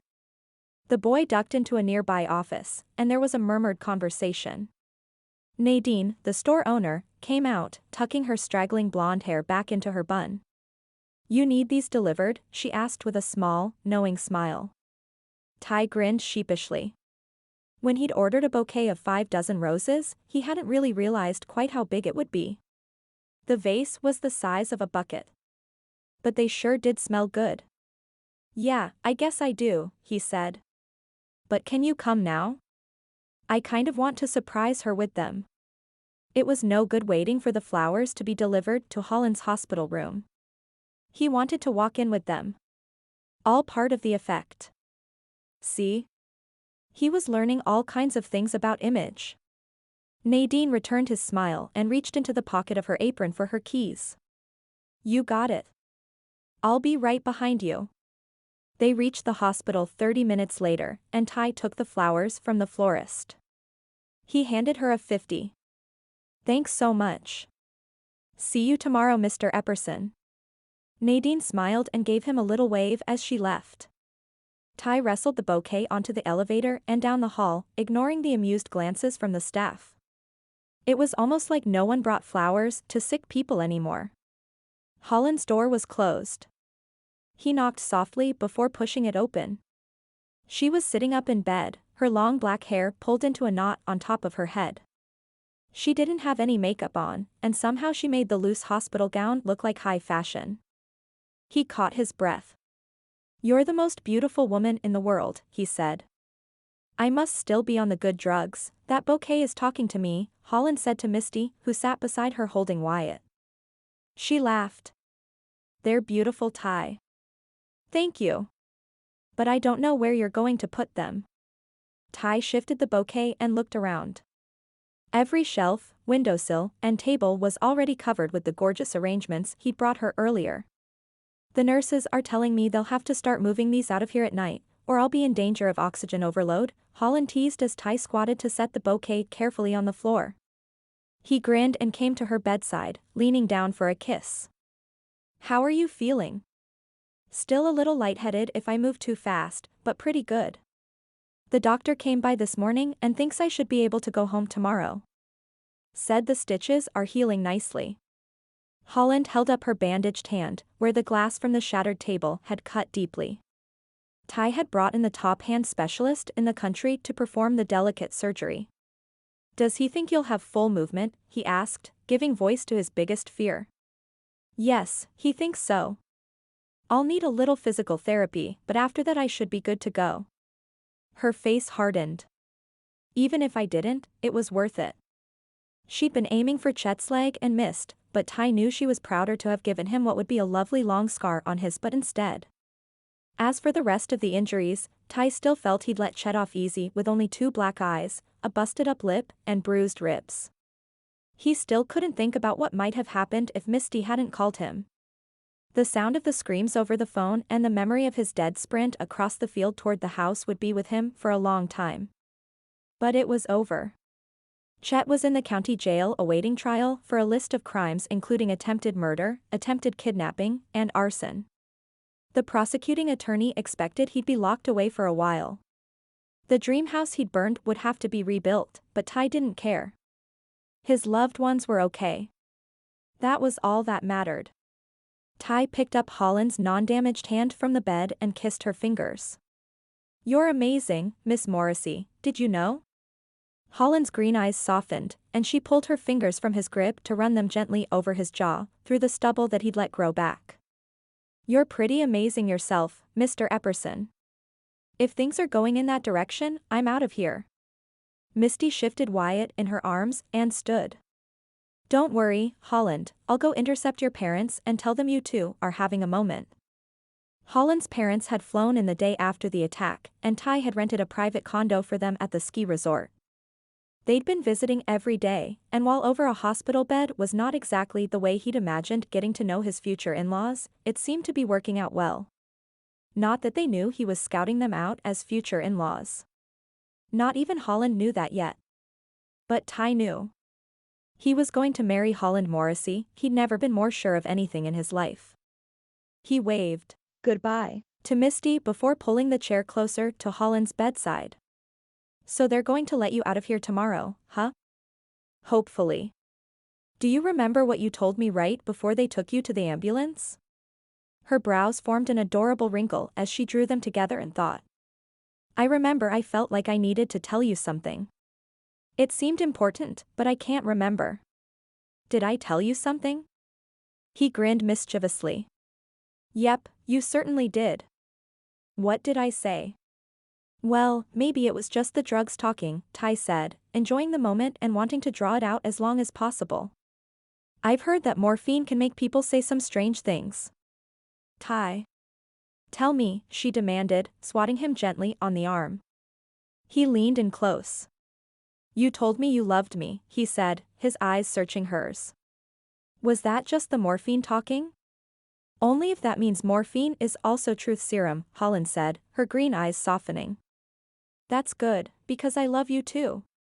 She smiled and reached to thread her fingers through his hair, pulling his head toward her to close the space between them. Holland's lips were warm and soft, a perfect fit with his, and her perfume brought up images of sunny beaches and salt-tinged air. When they finally broke apart, Ty pressed his forehead to hers.